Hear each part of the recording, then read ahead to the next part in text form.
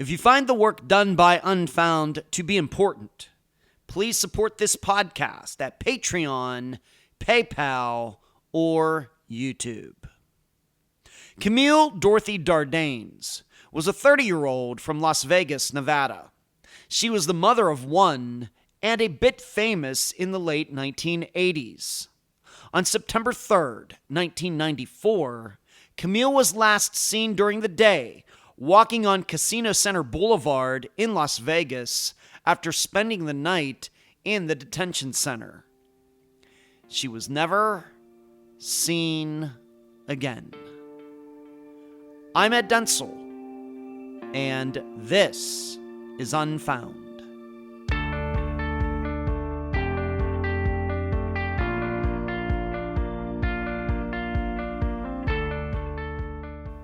The Beatles first sang about it. Then there was Joe Cocker.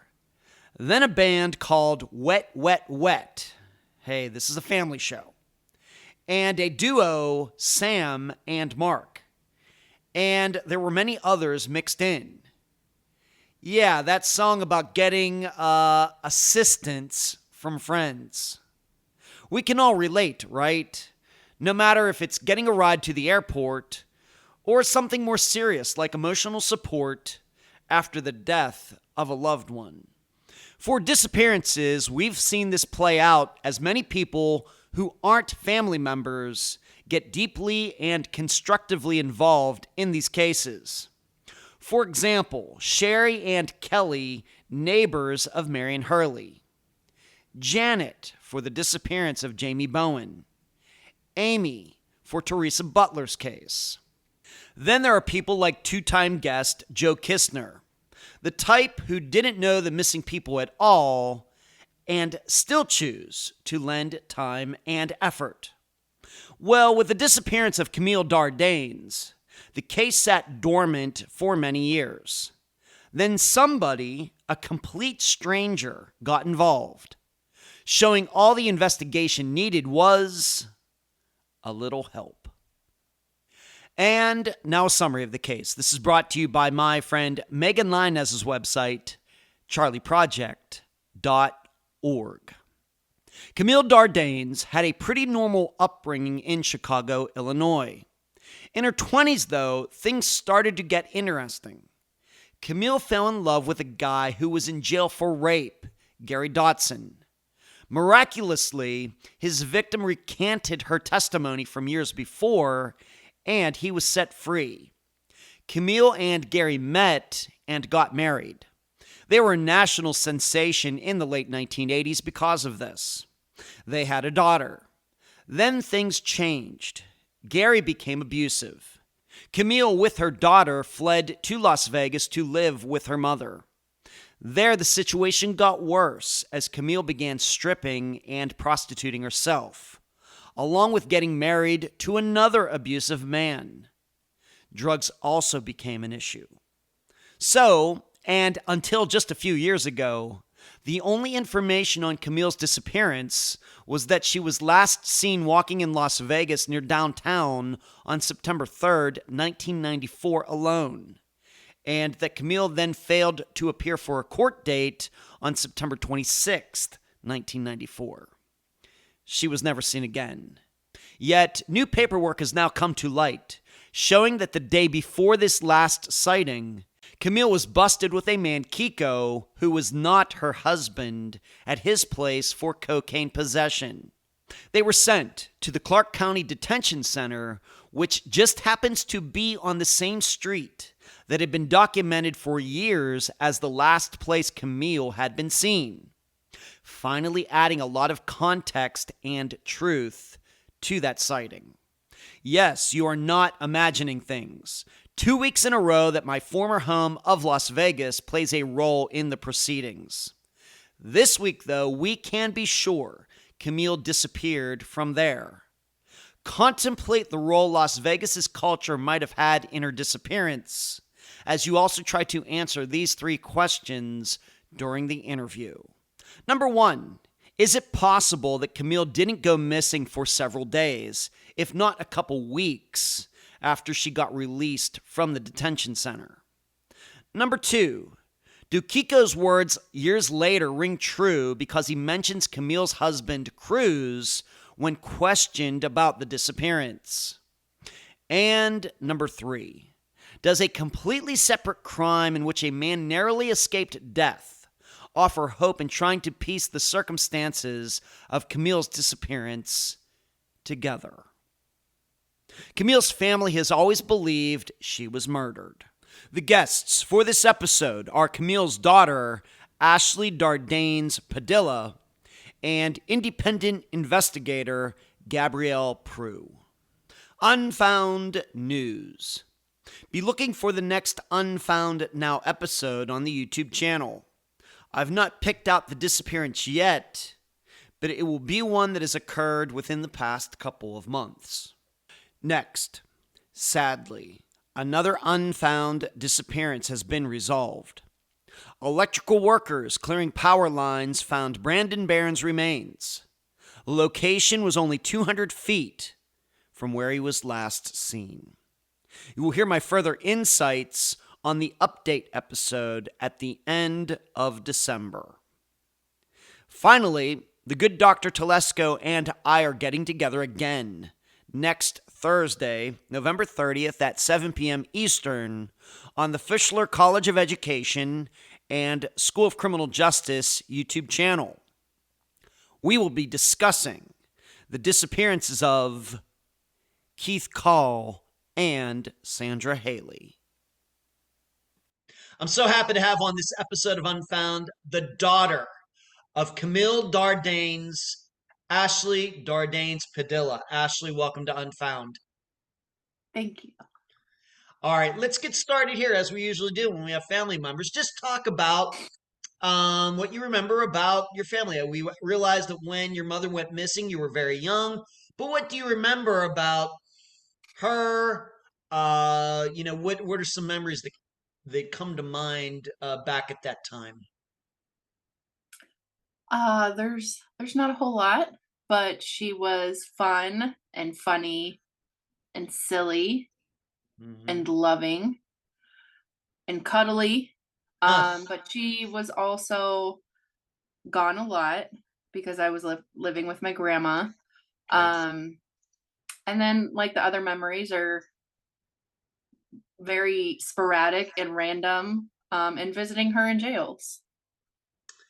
Right. And what maybe we should put on the record, how old were you when she went missing? 7. 7. Okay.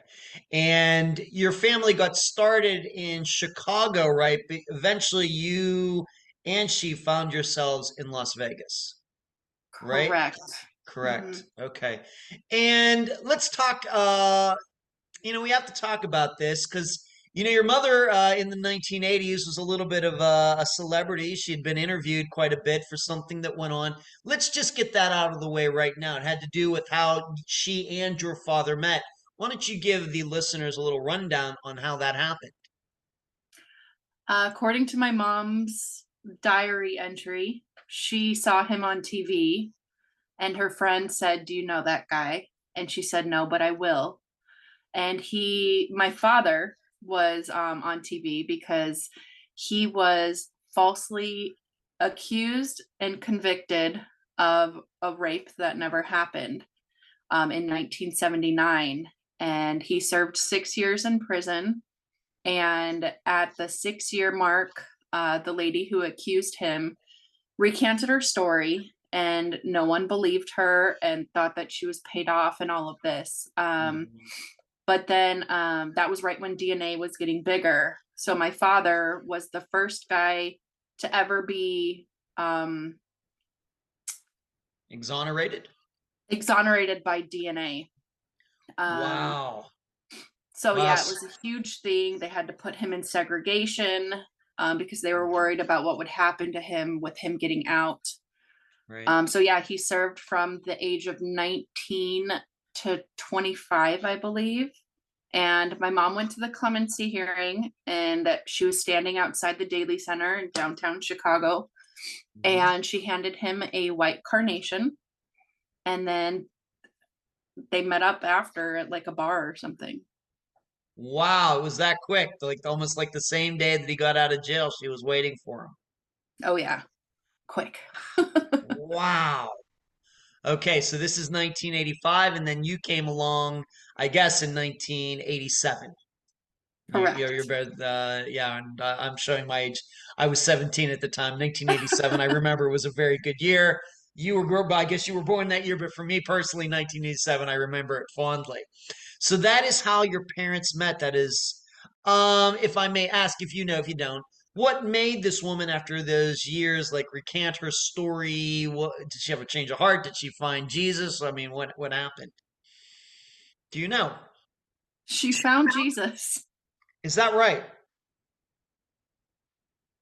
Yeah, she was at she moved to Massachusetts, and she was I don't want to say the religion because I know it's one of these few, but I don't know which one. Okay. And she was telling her pastor about it, and her pastor said, I'll be right by your side, but you need to go to the authorities with this. And she did, but then nobody believed her. So she wrote a book about it and said she wanted all of the proceeds to go to my father, which it wasn't much. I think it was like around 20,000, but she did give it all to him. Oh my gosh. Wow. Okay. Mm-hmm. All right. And so he gets out of jail. Your mother meets him like the very same day. They start a relationship. They get married. They have you. And this all happens in Chicago. Yep. And if you can say, I mean, what eventually happened? Obviously, this is this whirlwind romance, something that, like I said, I've seen the video of your mother being interviewed on some different shows about this back at the time. But what went wrong, B? If you can say, and I think your father's still alive. I don't know if you're close to him or not, but your knowledge of what happened in their marriage, if you can say, just in general. Um, he is still around. We haven't talked in like 20 years, but Oh, okay. he, according to a family member, he changed being in there, and he came out not a great person. Okay. So to give him the tiniest shred of he's my father, Yeah. um, I can't imagine being in prison, especially for something that I didn't do. And I Right. can only imagine what it would do to me. Hmm. But supposedly he became a person that he never was prior. Right. Yeah, not everything's like the Shawshank Redemption, right? Where a guy goes to Yeah. jail for something he doesn't do and comes out like the same person, of course. That's just in the movies. So I guess what they say, the word that is used is they get institutionalized. There's something about being inside that hardens people, and Yeah. that's kind of what happened. Okay. All right. So eventually their marriage did fall apart. And did they actually get divorced? And what went on? What do you remember at this time and all of that? What do you know? All I know is there was never a divorce. There was a separation, but never a divorce. And my mom took me at like 3 or 4, and we moved to Vegas to live with my grandma. Okay. And your grandmother was already living there. Yep. She was. Did she grow up there? Or is that someplace? No, my whole family, both sides are from Chicago, separate Okay. sides of Chicago. One's white collar, the other side's blue collar, but Okay. um whole family's from Chicago. But no, my grandma moved there to become a rockette. Interesting. And this is also very, I don't know if Ashley knows this, which maybe she does because she's seen my phone number when we've talked. But, I did live in Las Vegas from 1998 to 2011. And also when I lived there, I worked in entertainment for Oh, most of the time there. So that's interesting. She moved to be a Rockette, I guess maybe back in the 1970s or something then. no, I Or, think she moved in the 80s, I want to say. okay. I'm not entirely Oh, okay. sure. She didn't live there too long before us, I don't think. Okay. But yeah, she tried out and stuff, but I can't remember what she said as to why she Okay. didn't make it, but she was sure tall enough Okay. and Your legs for grandmother. days. Okay. So she moves there. That didn't work out, but she stayed there. Yep. And your grandfather not there or deceased. She's just living there alone. Yep. My grandma was very independent. My grandpa, until he passed, he stayed in Chicago. Okay. All right. So what do you remember about, once again, I realize you were very young, moving to Las Vegas, your mother, your father staying in the Chicago area. You moved to Las Vegas. You're very young. And what can you tell me about that time? Don't really remember moving. Okay. I remember where we lived in Chicago just prior to moving. I remember my mom's boyfriend from then, who I've since reconnected with. Oh, But I don't really remember much. I don't. I remember okay. moving around to different apartments with my grandma, but that's about it. And Okay. little snippets of my mom.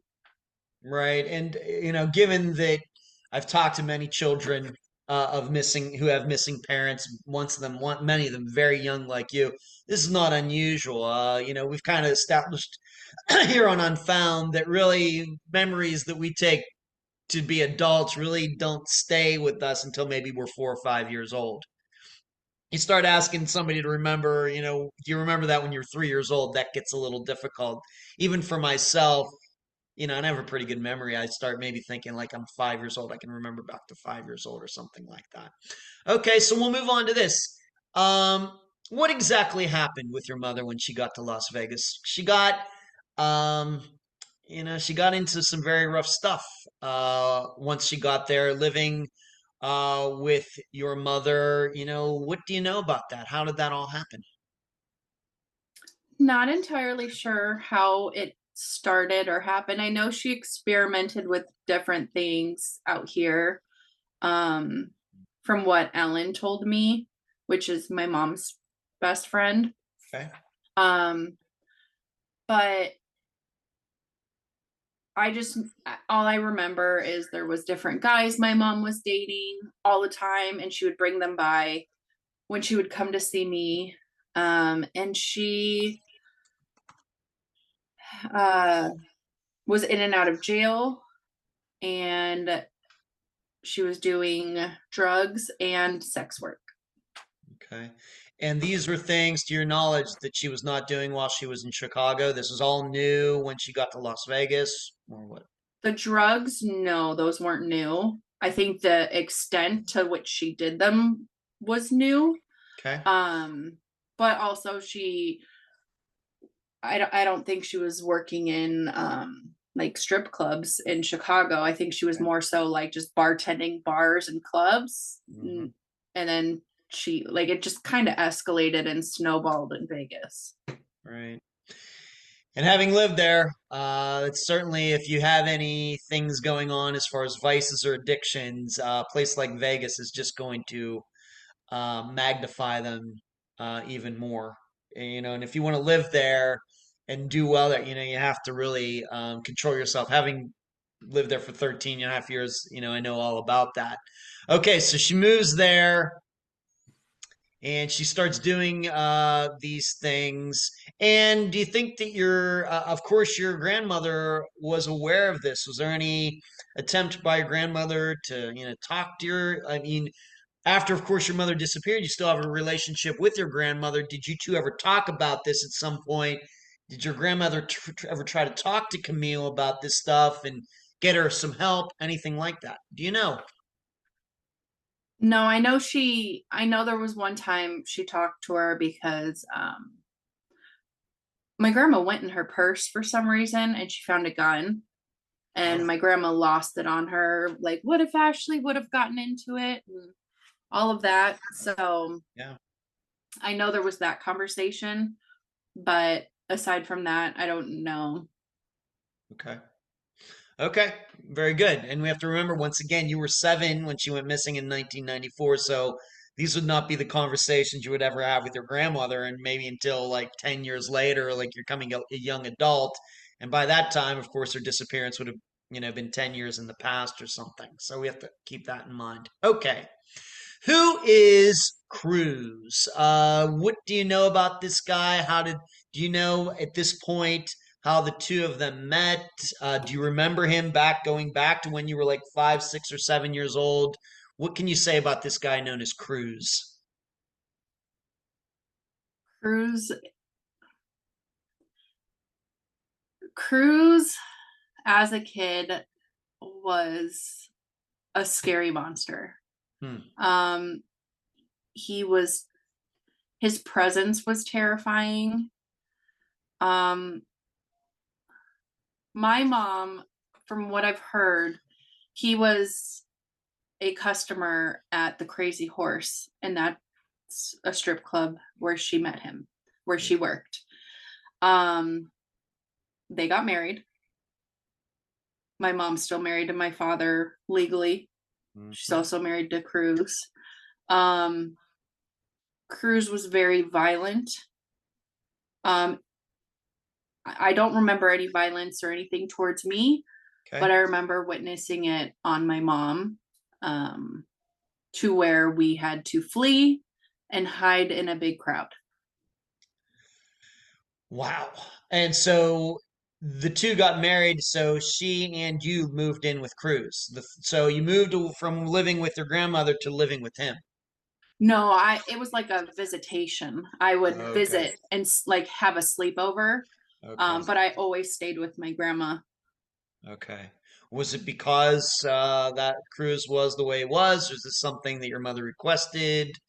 Or, I what? think my mom, I mean, I don't know and I don't have anyone to ask, but I think Okay. it's just because my mom knew she couldn't take care of me. Okay. All right.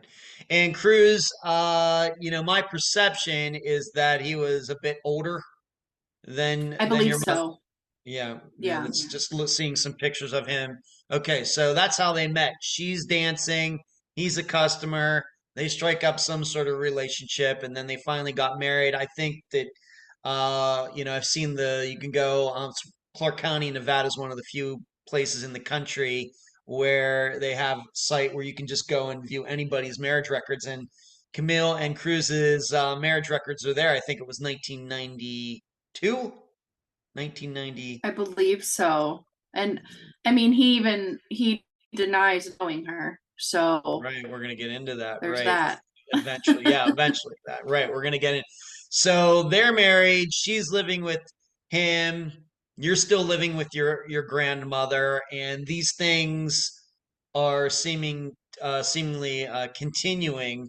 Do you believe, for example, I just have to ask, was Cruz pimping your mother out like that, or was she doing this on your own, or what was going on there? As much I think as much as you want it's to say. very possible that he could have been. Okay. I mean, I believe she was doing it before him, Mm-hmm. but with the violence that she endured from him, who's Yeah, to say that he wasn't doing that to her? of course. Okay. Let's move on to this, and I want to make sure that we pronounce this once again. It's I don't know if it's an official name that he has, but is it Keiko or Kiko? How are we pronouncing his name? We Kiko. just say Kiko. Kiko. We don't know, but his name is Francisco Fernandez, I think. All But right, yeah, we Fernando. call him Kiko. All right, Kiko. Of course, he's going to play a role here in a little bit when we talk about your mother's disappearance. But what have you learned about him, Kiko? And we should say Cruz is still alive to this day. What about Kiko? What have you He's learned about alive. him, or what was he doing at the time? Do you even know how these two met? I don't know how they met, but the last arrest on my mom's record, she was with him. Police were called by neighbors because they heard a woman screaming. When the police came, they found drugs. And even though they said in Spanish for Kiko, they arrested both of them. Hmm. And so he he's So we also don't. very So violent. We don't know much more about him other than the day that they got busted together. We don't know if they met like a week before, a month before, or do you know anything Mm, about that? nope. No. Okay. And he denies, he said that the last time he ever saw her was in 1985, which we didn't even live in Las Vegas. So that was a lie. All right, we'll come back to that when he actually had a chance to. All right, well, setting that up for later. All right, so she and you moved to Las Vegas. Very rough time. She marries Cruz, who is a bad guy, violent guy, scary guy. Criminal record, etc. Of course, she's making bad decisions, including these men that are in her life. And then at the time of her disappearance, the last guy seemingly that she was with was this Kiko guy, but we're unsure, what relationship they had, how long they knew each other. We don't know anything about that. Right. Okay, very good. Let's now move on to the disappearance. And we're going to try to do this as best we can because we also have this woman who's come to help you out here in the 21st century whose name is Gabrielle, and I'm interviewing her. For everybody who's now listening and watching, I'm interviewing Ashley on November 8th. I'm going to be interviewing Gabrielle tomorrow, November 9th. And so I'm going to have a chance to talk to her about some of these topics. But I would want to just treat it as before Gabrielle came along and got a lot of paperwork about back at that time and since. What did you know until she came along about your mother's disappearance? What was like the on the record story before Gabrielle came along with the paperwork and everything about Kiko, etc.? On the paperwork was that my mother was last seen walking in a something hundred block of Casino Center Boulevard or something in May of 1994. In May of Mm-hmm. 1994. So even though officially now here in 2023 it's September, so there's quite a bit of difference there. It's not like it's September, October. We have May of 1994, but now it's September. But that's pretty much all you knew is that in May of 1994, and Casino Center is kind of what we would call downtown Vegas. There's like Clark County, like the Strip. Casino Center is now more down toward like Fremont Street, that area. And that's all you knew for all Yep. these years. Okay. And there were no like circumstances about why she was down there. Did she get dropped? It was just this last sighting. Did you even know who last saw her down there? No, it was just like a tip. The tip. Okay. Do you remember? I know you were 7. Do you remember at the time your mother going missing? What do you remember about that time? Is it something that your grandmother could even communicate to you? Did you understand what going missing meant in 1994? So my grandma wanted to move back to Chicago. I think that's something with Chicago because I've moved away and you just want to keep coming back.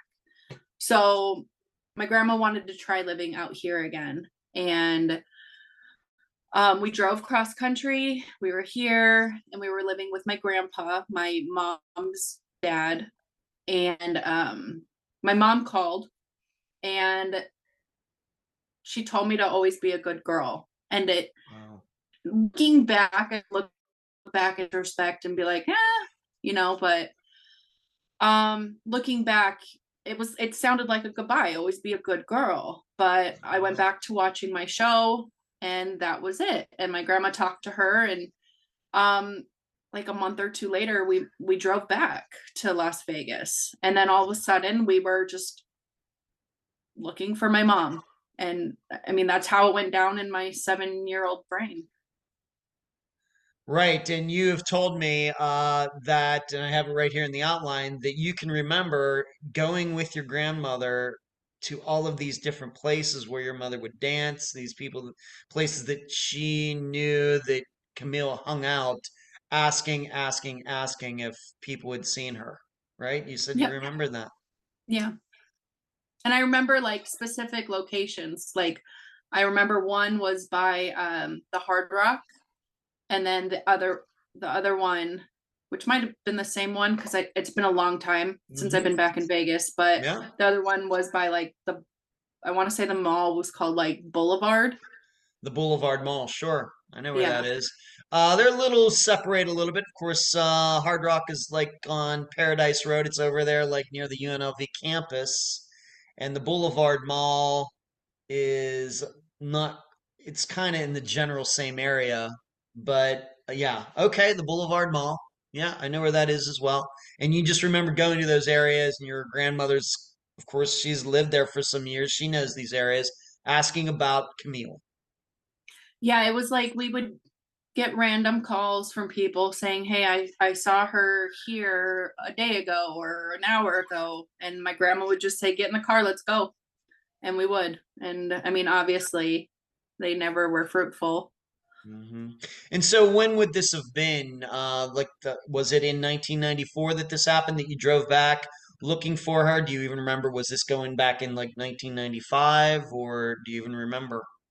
We came back in 94 because I started second grade in Chicago, and Okay. then I continued second grade in Chicago or in Vegas. Oh, okay. And we moved to a different area of Vegas because we always lived in the same vicinity, same like Mhm. couple block radius. Um, but this time we had moved. I know the school I went to, but I don't know the streets. But we moved further away from downtown. Okay. Um, but I just remember us looking, but I mean, and because the weather there, like here, I can remember That's seasons. that's right. It was That's always right. sunny when we were looking for her, Yeah, so I have no imagine that. idea. Yeah, right. Right. It's always about the same weather. It's either 110 degrees or 20 degrees or 25 or 30 degrees in Vegas. There's no in Yeah. between.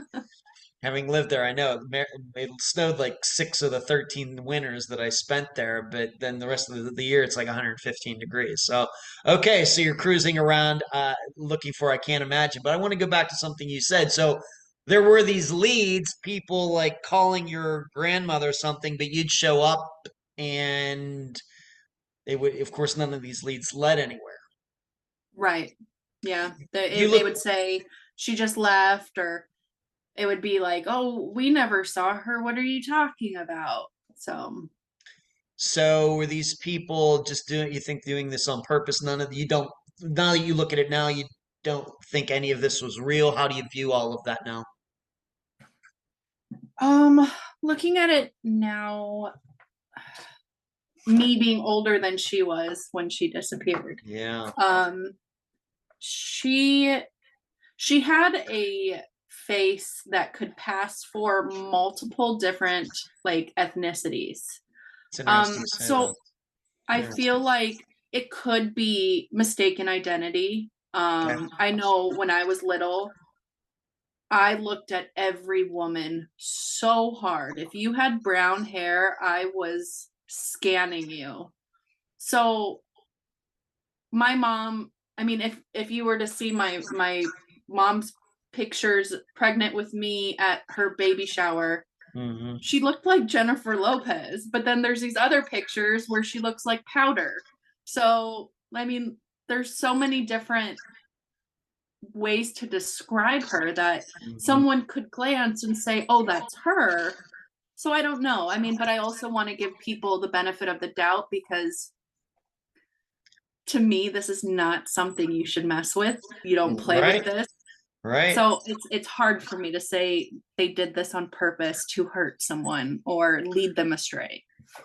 So, do you even to this day, of course, you might not have understood this at the time. Do you know that were these like fellow dancers, or were they like men that knew your mother, or do you even know who these people were? I Other. don't know. Okay. All right. So you're cruising all over Vegas with your grandmother. You're being brought along maybe all the time. And your grandmother is doing the best she can to try to figure out where Camille is, of course. And of course, unfortunately, it didn't lead anywhere. But I have to ask this, once you two got back to Las Vegas, I'm guessing that you maybe she went to see Cruz first. And now that we can bring them back into discussion. What did he have to say, to your grandmother when maybe the two encountered each other once you were back in Vegas? Do you know? I don't remember my grandma meeting up with him or anything. I Okay. wouldn't put it past her, Right. because she would go up against anyone and probably win and make a grown man cry. Okay. So we don't know if that actually happened in 1994, but we do know, as you say, it stated later, he denied ever even knowing Yeah, and that was Gabby reaching her. out to him. Okay. All right. And okay. So I understand that now. So in 1994, 95, we're not sure if Cruz got asked about this or not. Maybe he did, but you just don't know about it. Is it at that point when your grandmother went back to Vegas that a missing persons report was found? What can you say about Las Vegas Metro, the paperwork, in the 1990s? Um, I think my grandma waited a little bit before she filed it. And then that was it.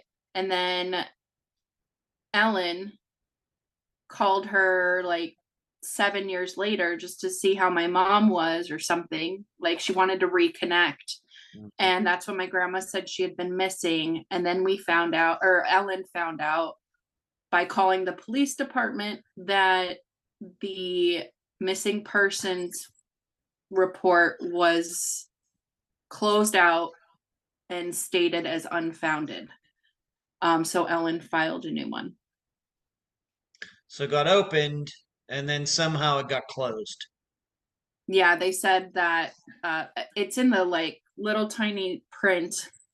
I can't remember off the top of my head, but it just said something like unfounded, do not believe this person is missing, endangered.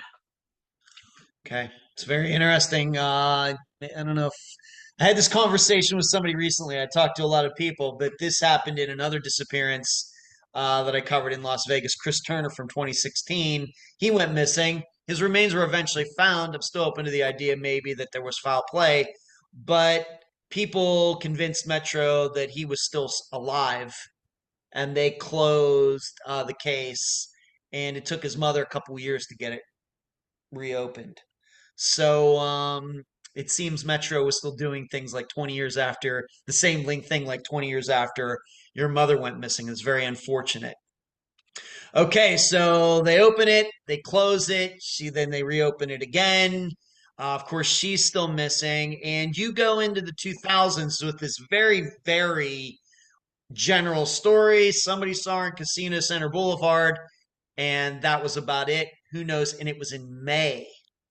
So now let's just go move up to this. How did Gabrielle, and of course, like I said, I haven't spoken to Gabrielle yet. I'm interviewing tomorrow so we can get her, point of view of all this, but we're going to just talk about your point of view.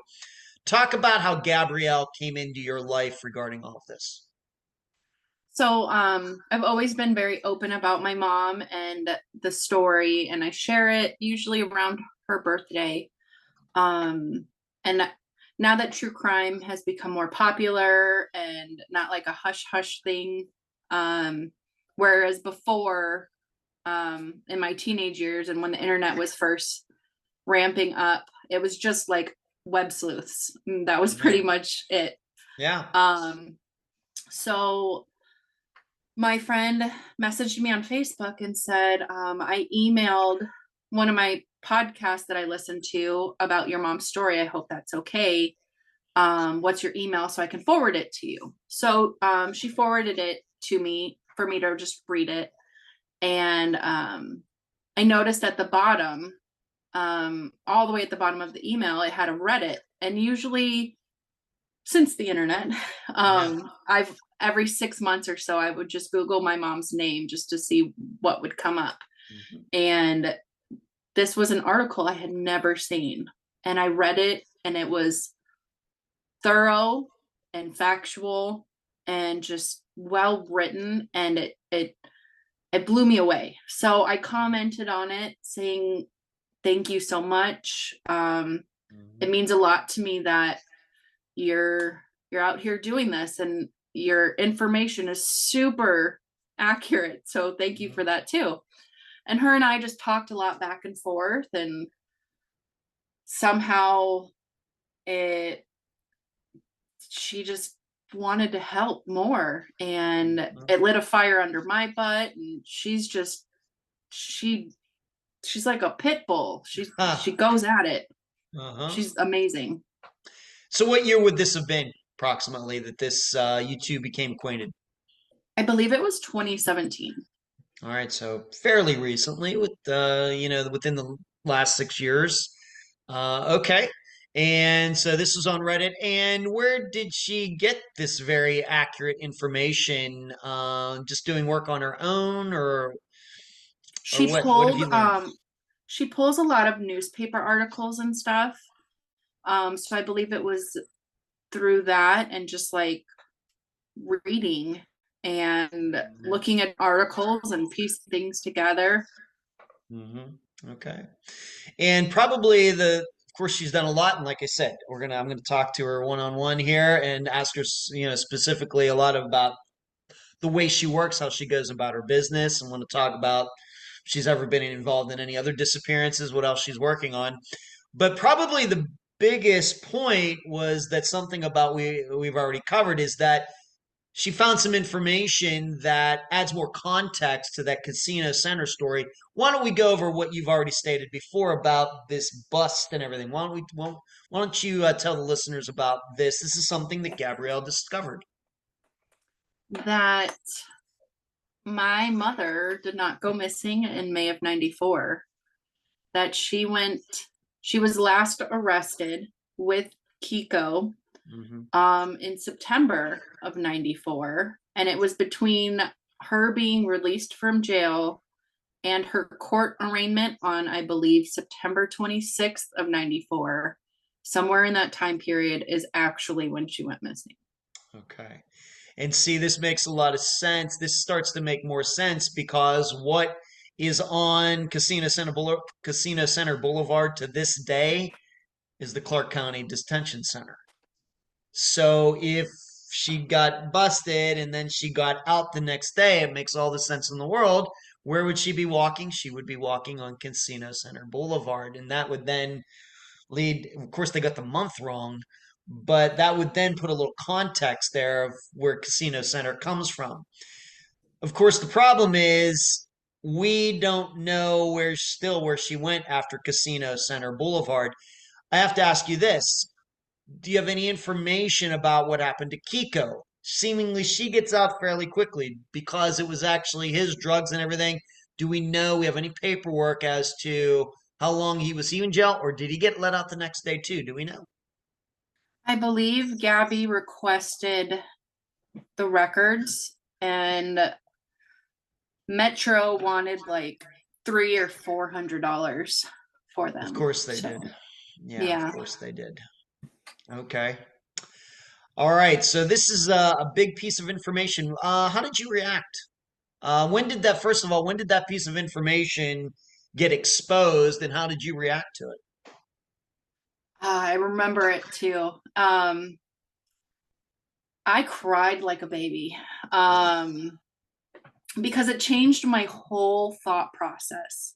To be told your whole life, your mom went missing in May, and every May you're sad because your mom disappeared that month. To find out it never happened then, it made me question everything that happened.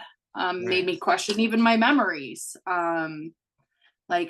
What's real? And we didn't quite know how to read the docket, the hearing minutes, whatever it's called. So I reached out to a couple friends who, one's a detective, one's a former detective, one's a police officer, and they explained it. And then also the police officer or detective on my mom's case explained it, but she missed the arraignment hearing. And that's how we know that's the missing dates, because my mom had a history of never, ever missing a court date. All right. And just to set that up again, September 3rd is this day where she was last seen. Approximately 3 weeks later, she's supposed to show up in court. She doesn't show up for that court date. And so sometime in there is the accepted time that she went missing. It very well could be that she didn't go missing to September 10th or 11th or something like that. But surely before this September 26th, something happened. Correct. Something happened. Okay, so that was a big piece of the puzzle. Let's move on to this. You've already stated it was actually Gabrielle who got to speak to Cruz. When did this happen? How did this happen? I'll, of course, ask her as well, but I want to hear it from you, your reaction to it. I want to say it was in the last, since I had the baby, so 2 years. Okay. It's in the past 2 years. Okay. And she talked to his most recent wife, maybe ex-wife, not sure. Okay. And then she talked to Cruz, and Cruz denied ever knowing her. No idea what we're talking about. So the wife sent Gabby the marriage certificate, and Gabby matched the signatures, and she's like, it is him. Yeah. Like, but he denies it. Tooth and nail denies it. Okay. And this is a situation where he's married to your mother and they never got divorced. So he got married to another woman also, without right And he there in hasn't Clark been County again. questioned for, like, your wife goes missing, but you never get questioned. Mm-hmm. It, Yeah. Did this wife that Gabrielle contacted, did she even seem to have any knowledge that your mother ever existed? she had no idea. She had no idea. So while these two were married, this next marriage, Cruz never mentioned Camille about the disappearance, about them living together, about you, nothing. Not a thing. Wow. She was blown away and more than helpful to Gabby. She tried to help Gabby with questions. I'm trying to be careful because Cruz is a very scary person, and Yeah. I don't want anything to happen to her either. Okay, I understand that. Okay. But she did actually end up talking to Cruz, like on the phone. This wasn't in person. This was over the phone or something. Yeah. Mm-hmm. And he just totally denied knowing Camille at all. Did he even say something to the effect of, I think you have the wrong guy, anything like that? I think he did. Okay. Oh my God. And then I think I know that because Gabby sent me a lineup, and she was like, hey, do you see someone that looks like Cruz here? And he's so ingrained in my brain that I picked him right out. And she goes, yeah, that's him. So I did the same thing to my aunt, which is my mom's brother's ex-wife. And I sent her a bunch of pictures of guys, and she picked him right out too. And she said she'd never forget his face because he and my mother had slept on her living room floor before. Okay. Where did this information come from? That Gabrielle got about this bust and everything else. Where did this come from? What information? The information regarding Kiko and Gabrielle getting busted for these drugs. Was this like Las Vegas Metro information? Oh, Kiko and my mom. Yeah. That was in police records. Okay. Gabby requested all of them about my mom. Okay. And it took a while to get them because of redactions and stuff. Yeah. But yeah, she went through them line by line. Okay. I should ask you, any other revelations, surprises within of course, this, in my opinion, sounds like the biggest one. Any other things that jump out to you of any other paperwork that had to do with your mother that Gabby was able to get? Yeah, one of the ones was, and we thought it would have been a really good lead, but come to find out it wasn't, because they arrested my mom under an alias, and she's in the system as an alias. Huh. We contacted that alias name, and by we, I mean Gabby. Mhm. Um, and the lady said she was in Vegas, her ID got stolen, and that was it. And so my mom was arrested under this name and has Wow. records under this name. Wow. And so, like, the person that she was with, that she got arrested with on that night, we can't find any information because that was also probably an alias. So that was a big one for us, Okay. because we thought All we right. were getting somewhere, and then it was like dead ends. Right. This is a situation that she stole a woman's purse at what, Treasure Island or something? Was that the location or I don't know. okay. I just remember I remember you told me something about Treasure Island Oh, and that Briar was when my mom had me hide in the crowd Right, during the right, pirate show. right.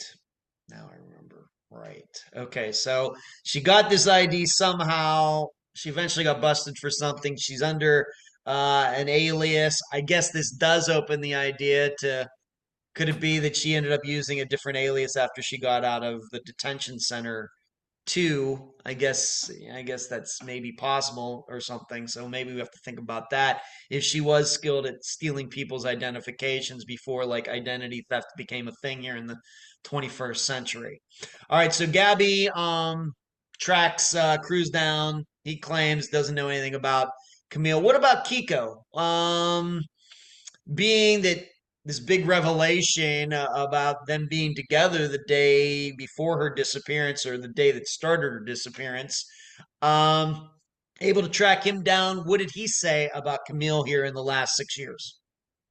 He was very aggressive, screamed and yelled at Gabby, and said he admitted to knowing my mom, and said the last time he saw her was she was standing with Cruz in 1985 with luggage. 1985. Yeah. Whereas you two didn't even move to Vegas until what year was it? 94. 1994. No, sorry, we moved there when I was 3, so 1990. 1990. So he's claiming he saw your mother in Vegas 5 years before she was ever there. Correct, yeah. Okay. Of course, given that I have a lot of experience talking about addicts and people like that, do you think he meant 1995 or how do you? I mean, just because he got the year wrong doesn't mean the story is untrue. What do you think about that?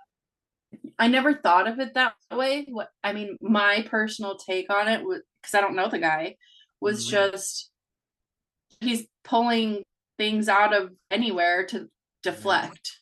right, right. But I mean, that was years before we had talked to Cruz. So for me, at least he owned up to knowing her, whereas Cruz, being married to her, denied ever knowing her. And that to me says a lot more.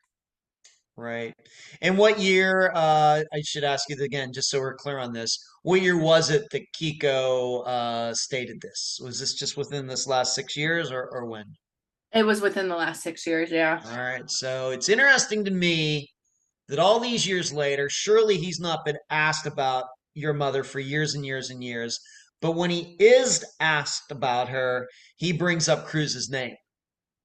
Yeah. So obviously, back in 1994, he knew about Cruz one Yeah. way or the other. He knew that whether Camille was married to him or something, has it ever been established that Cruz and Kiko knew each other for some other reason than just having your mother in common?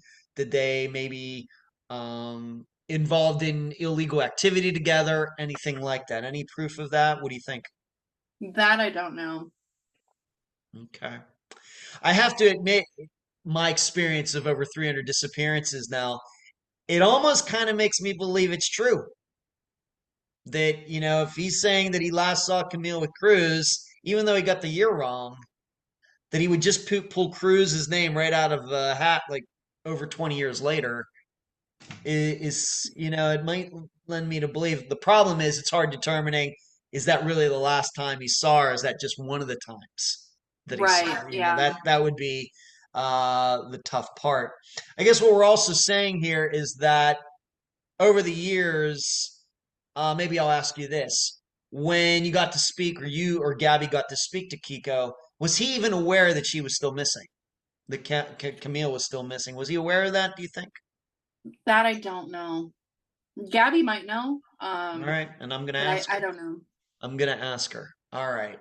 But we also have to be clear that he never volunteered this information about them being busted or anything like that, right? Somebody had Correct. to come Yeah. to him. Somebody had to come to him about it. Okay, and what has he done with his life since 1994? Long criminal history, do you know? Yeah. Long criminal history in and out of jail. That's it. Okay. What about Cruz? What has he done with his life since 1994? I have it in my notes that shortly after all this, he moved to Utah, but maybe you want to talk a little bit about that. And we know that he had got another wife, but what has he done with his life in the last 29 years? He's committed a whole lot of violence, murder, attempted murder, kidnapping, torture. Oh my God. He's a peach. Wow.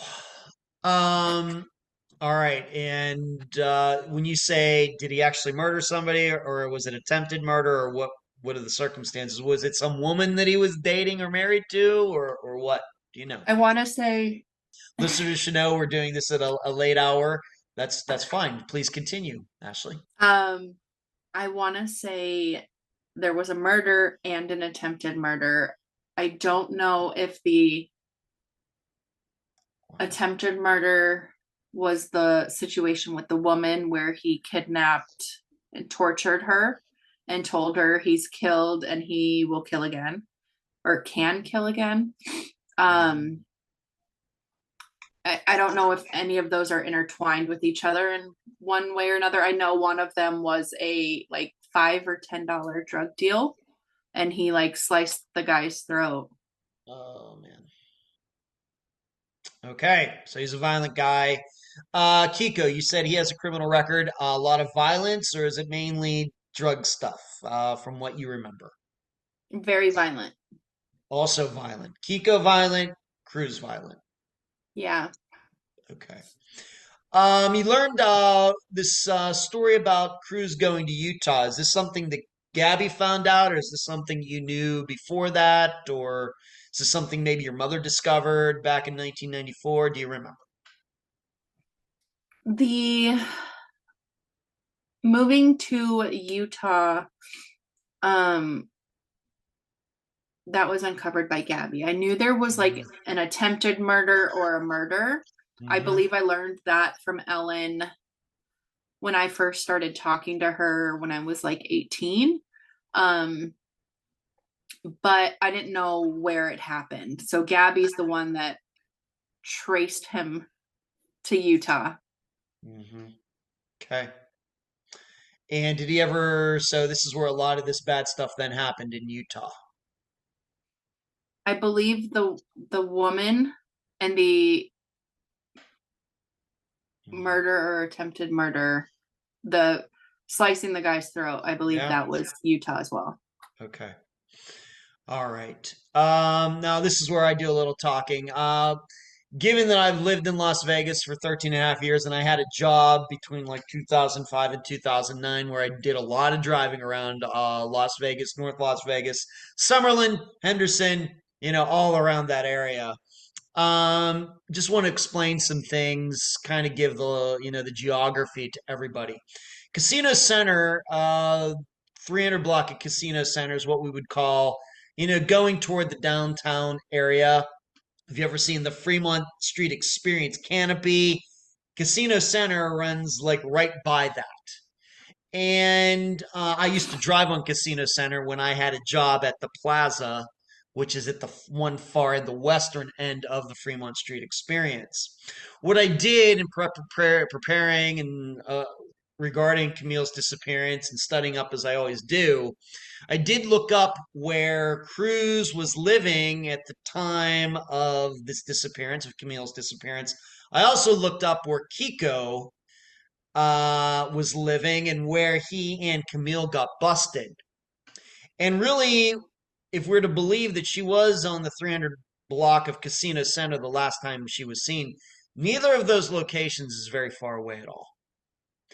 And one is where Kiko was on Paradise Boulevard, like the 2100 block of Paradise, and that is only like a mile and a half from 300 block of Casino Center. Now, the interesting thing, though, is before you get to Kiko's place, you would have gotten to where Cruz was living first. So Cruz was living, and if we're to believe Camille was still living with him, is actually closer to the 300 block of Casino Center before Paradise Boulevard is. So if she was walking, let's just say back to Kiko's place, she would actually just about have to pass where Cruz was to get there. Now, if you're all wondering, well, what's this mean?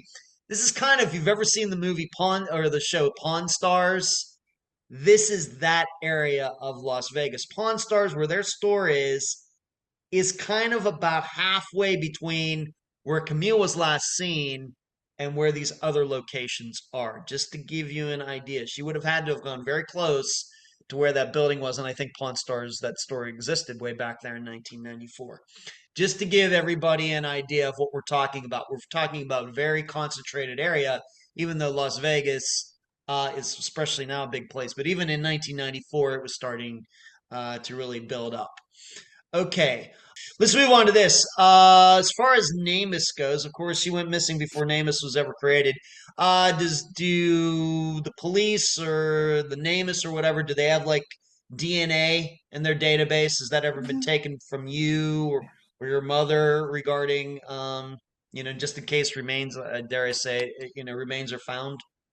Yeah, my DNA is in there. So is my grandpa's.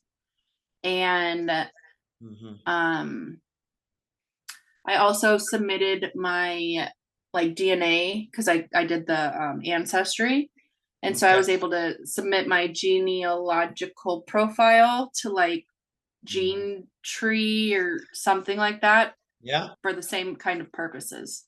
Okay. All right. So the DNA, what year was that? That I submitted it? Yeah. Or that I submitted it with the police department? Yeah, or that the police. How long it? is the official? We know we have these other 23andMe's, but the official NAMUS, when was that done? 2011. All right, so it's been a while.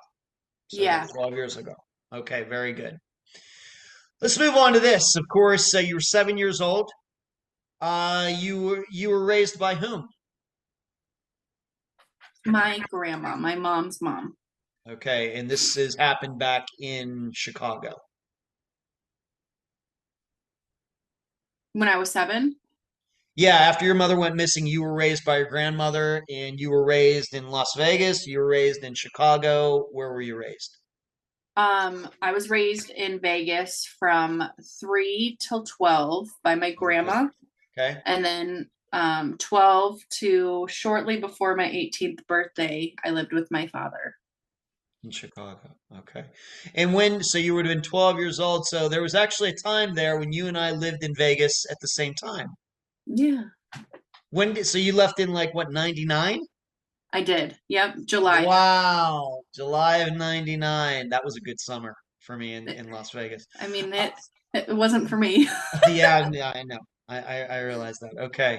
It's very interesting to me that, like I said, we were like two ships passing in the night. I lived there for a little over a year. You were there, and then you left, and here we are in 2023 talking.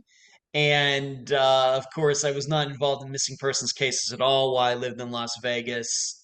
But I do remember another disappearance that we've talked about, Jesse Foster, who went missing while I was there, that has been featured on Unfound. So you moved back to Chicago eventually with your grandmother. And did it take you becoming 18 to start being curious about your mother's disappearance, or longer? What made the decision that you wanted to take this on? Because a lot of kids don't, as I've learned. Well, my grandma, she stayed in Vegas. I moved by myself. Okay. what spiked it was social media had just started, really, MySpace Yep. and emails more, and I got into contact with my mom's best friend, and she had found a pro bono attorney who had helped me fight for my mom's social security, because even though I was just a little over 18, Yeah. I should have gotten that. Right. And I was 18 and I was living on my own, Wow. and there was other things I just kept doing, so I was very flighty and wouldn't respond. So yeah, that never happened, but I was able to meet her, and meet other people from my mom's past, so that was cool. But it wasn't until social media blew up more, because I've stayed in contact with her this whole time, but now, like, I interact with her every day in one way or another. So it was really her that jump started it, but Yeah. because of moving around a lot, and for a long time I was a single mom, it was always on the back burner. And it would spike up every once in a while where I would try to do some work on trying to find my mom, like get answers. Yes. But it wasn't until Gabby that it's been Wow. like just clockwork. I'm not as good at working on it as much with a baby and my whole life, teenager. So Yeah. but I try my best, but Right. now it's more working on it instead of just like every 6 months to a year glance at it. Mm-hmm. How did your grandmother feel when you got to be old enough to start doing this? How did you two have a long talk about? Because she, of course, she did all that she could back in 1994 at that time, and here you are becoming a young woman, and now you're doing it. Did you two have a conversation about that? She didn't know that I was doing it. No. When I last saw her in 2011, Hmm. I noticed she wasn't doing as great.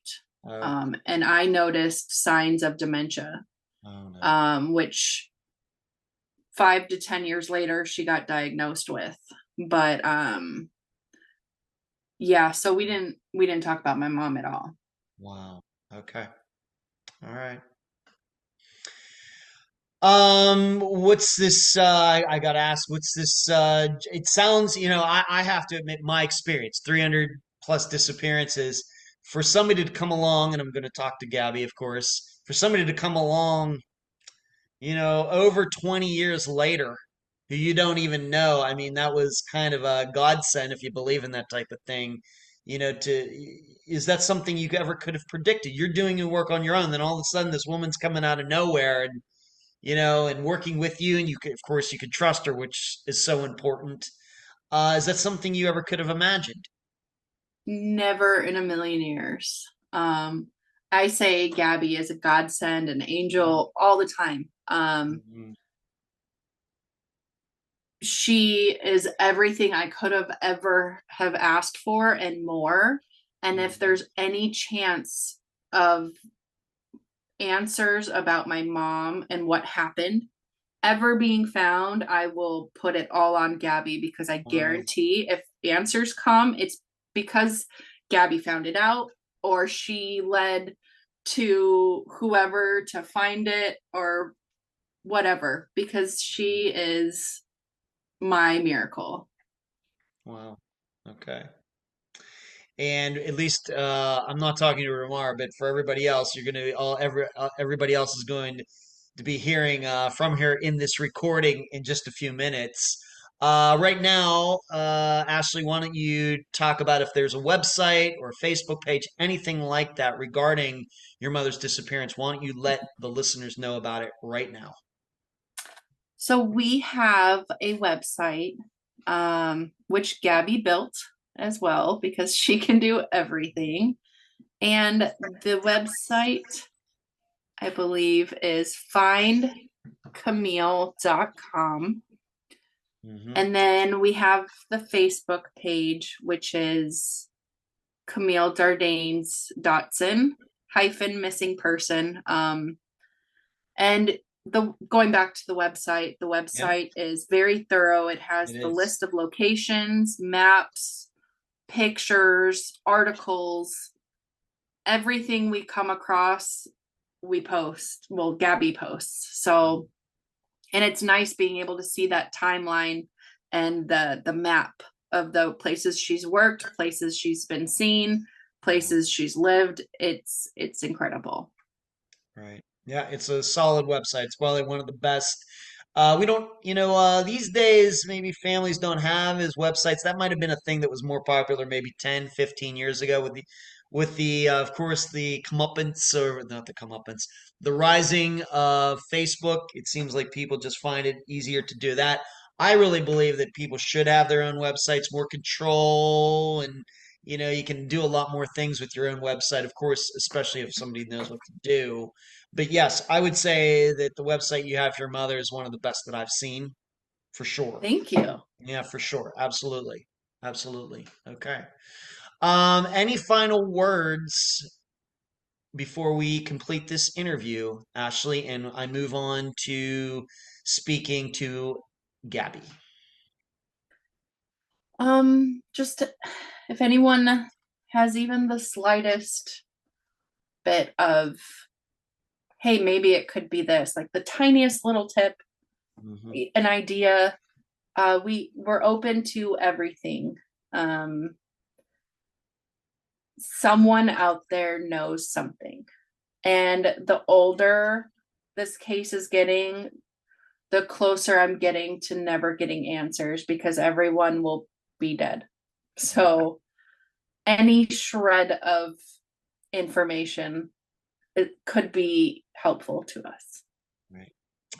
Yeah, this is a disappearance that's 29 years old now. I guess fortunately, if we're to suspect either Kiko or Cruz, luckily they're still alive. Granted, they're not saying much and they're not being helpful or anything, but if they're considered to be a couple of the best suspects, at least they're alive if there are any developments, if something happens. And Ashley, I appreciate you being on this episode of Unfound. Thank you for having me. I'm so happy to introduce to all of you a researcher and somebody who has been helping Ashley in figuring out what happened to her mother, Camille. Of course, all of you having already listened to Ashley's interview now know that we're going to be talking to Gabrielle Prue. Gabrielle, welcome to Unfound. Thank you. Let's first talk a little bit about you. You can say as much or as little as you'd like to say, maybe a little bit about your background, your education, maybe a little bit how you got interested in disappearances, whatever you want to talk about, education, whatever, anything that you think is relevant, you can talk about it now. Okay, so I have no background in law enforcement or anything like that. Professionally, I actually work with animals. So my day job is dealing with exotic animals all day. I teach schools and scout groups. I do animal shows that are educational, and I also breed hedgehogs and run a exotic animal rescue. So that's my day job. But Wow. Well, tell for me, the last, I got to ask, tell me about some of yeah. these exotic animals. Please tell us some of the exotic animals you have experience with. So I mostly do hedgehogs. That's my main thing I do all day, but I also work with sugar gliders, any kind of exotic. I focus on small exotics because I do live in the suburbs. So I rescue chinchillas, tortoises, snakes, anything like that. And I do a lot of livestock rescue. So chickens, pigeons, turkeys, pigs, stuff like that. Oh my goodness. It sounds like that would take up a lot of your time. Do they need a lot of more maintenance or care than what we would call domesticated animals or regular animals or what? I, yeah, I spend my whole day taking care of about 60 animals altogether. And then when I'm done all that for the night, I sit down and start working on Camille's case. That's my Wow. downtime. All right. And how did you get into the exotic animal? How did that all happen? I grew up with a ton of animals all around me. My mom's like a huge animal lover. And together, we actually started our business. We originally just had a couple hedgehogs that we bred. And then we got licensed. And then we started breeding a few other different things. And we also started a rescue. So I do a lot of hedgehog rescue and sugar gliders, chinchillas, any kind of exotic animal that's not like your typical rabbit, hamster. I work with that rescuing through the day. Right. And that's, I'm glad you listed those, because I guess for the general public, they start thinking about exotic animals. They maybe start thinking about like tigers and lions or something, but you live in the suburbs. Maybe that just quite doesn't work there. Yeah, nothing dangerous. We have kids in the house, so just Okay, little very things. good. Yeah, of course. Okay, and hedgehogs, they are cute animals. I know what some of those others, maybe I'm not familiar with them, but hedgehogs, they are cute. Mhm. They're cute. It's a fun job. Okay, excellent. All right, and how did you get into doing research? Of course, we're going to eventually talk about Camille's case, but just in general, how long have you been interested in maybe in disappearances, true crime? Maybe your interests go in some other directions as well. What do you want to say about that? I mean, I've always been very passionate about missing people. I live in an area where a lot of that has gone down. I don't know if you know about Danielle Imbo and Richard Patrone, really famous missing case. She was a Absolutely. good friend of my mom's when my mom was little. They went to high school together and she Oh grew up on my. my street. So I remember kind of hearing about that when I was little. And right down the street, we also have the crazy Fred Newlander case with the rabbi who killed his wife. That was Yes. down the street from me too. So I kind of grew up hearing a lot about cases like this, and I care a lot about just missing people. I don't come from the classiest background either, honestly. So I tend to have a real soft spot for people like Camille who, have been kind of forgotten because of their socioeconomic status or stuff like that, because Mm. they worked in sex work, anything like that. I mean, my dad was a biker. My mom used to be an exotic dancer. I kind of look at cases like Camille's and other cases that I've worked on, and I see my own family in that. And I think, Wow. imagine if that was somebody that I love that went missing and nobody cared just because they're not a perfect suburban soccer mom. I don't think that you have to have a perfect background to deserve justice and to deserve answers. So I kind of got really passionate about cases like Camille's. And while I didn't put a whole lot of focus on the kind of research that I do now. I did every now and then like to go onto Reddit and post in like the Unsolved Mysteries subreddit, just a case that has been kind of forgotten. I used to scroll Charley Project and look for a case that nobody really cared about.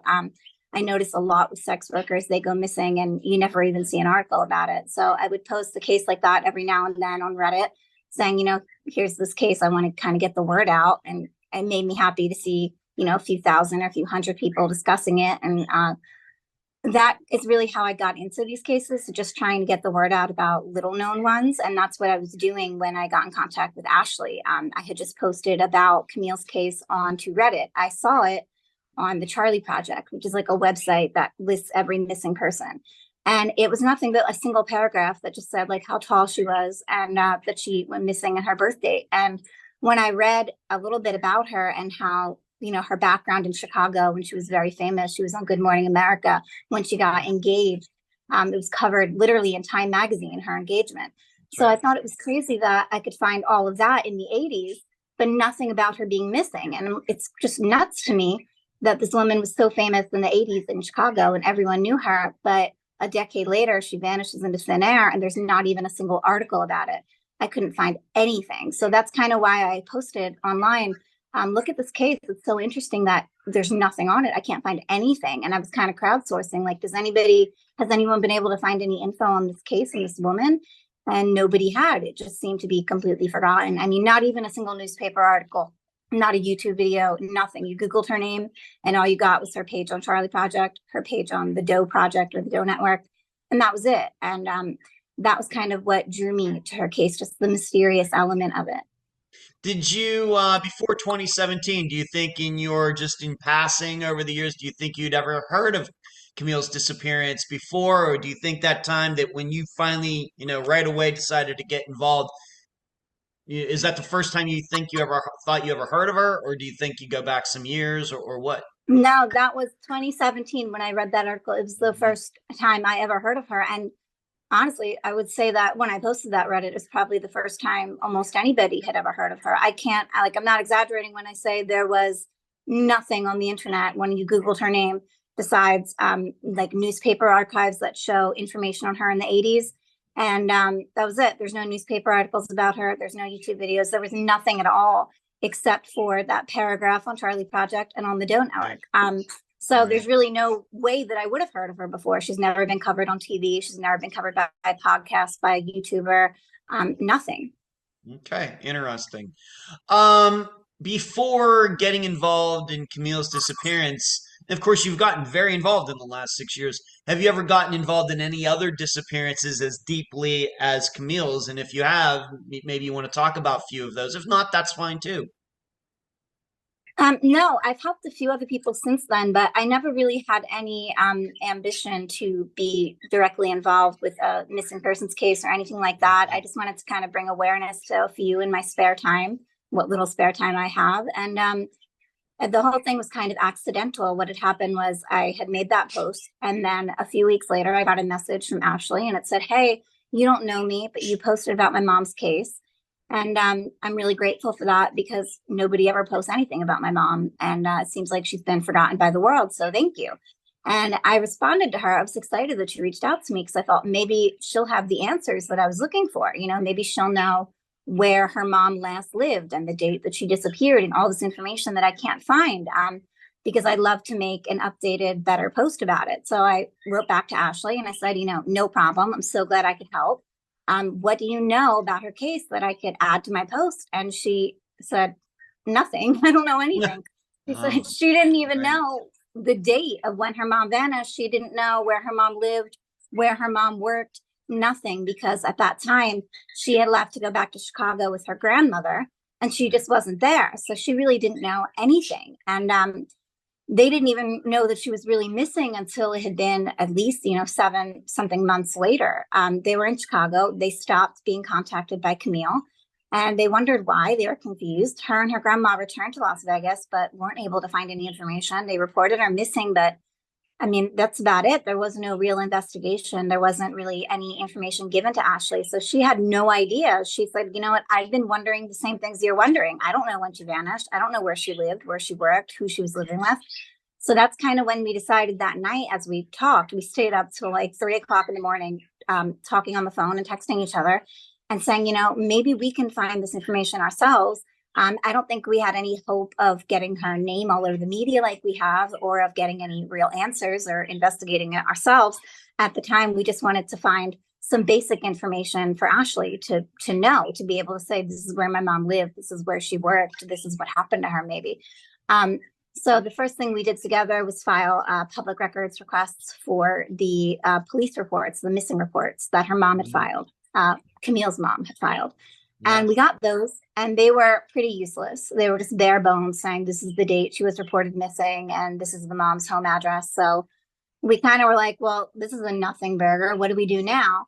And I said, maybe they would give us like other arrest records, because I was able to find when I went into the online court portal that she had a few open court cases. So there must be an arrest report for all of those court cases. So I contacted Las Vegas Metro Police Department.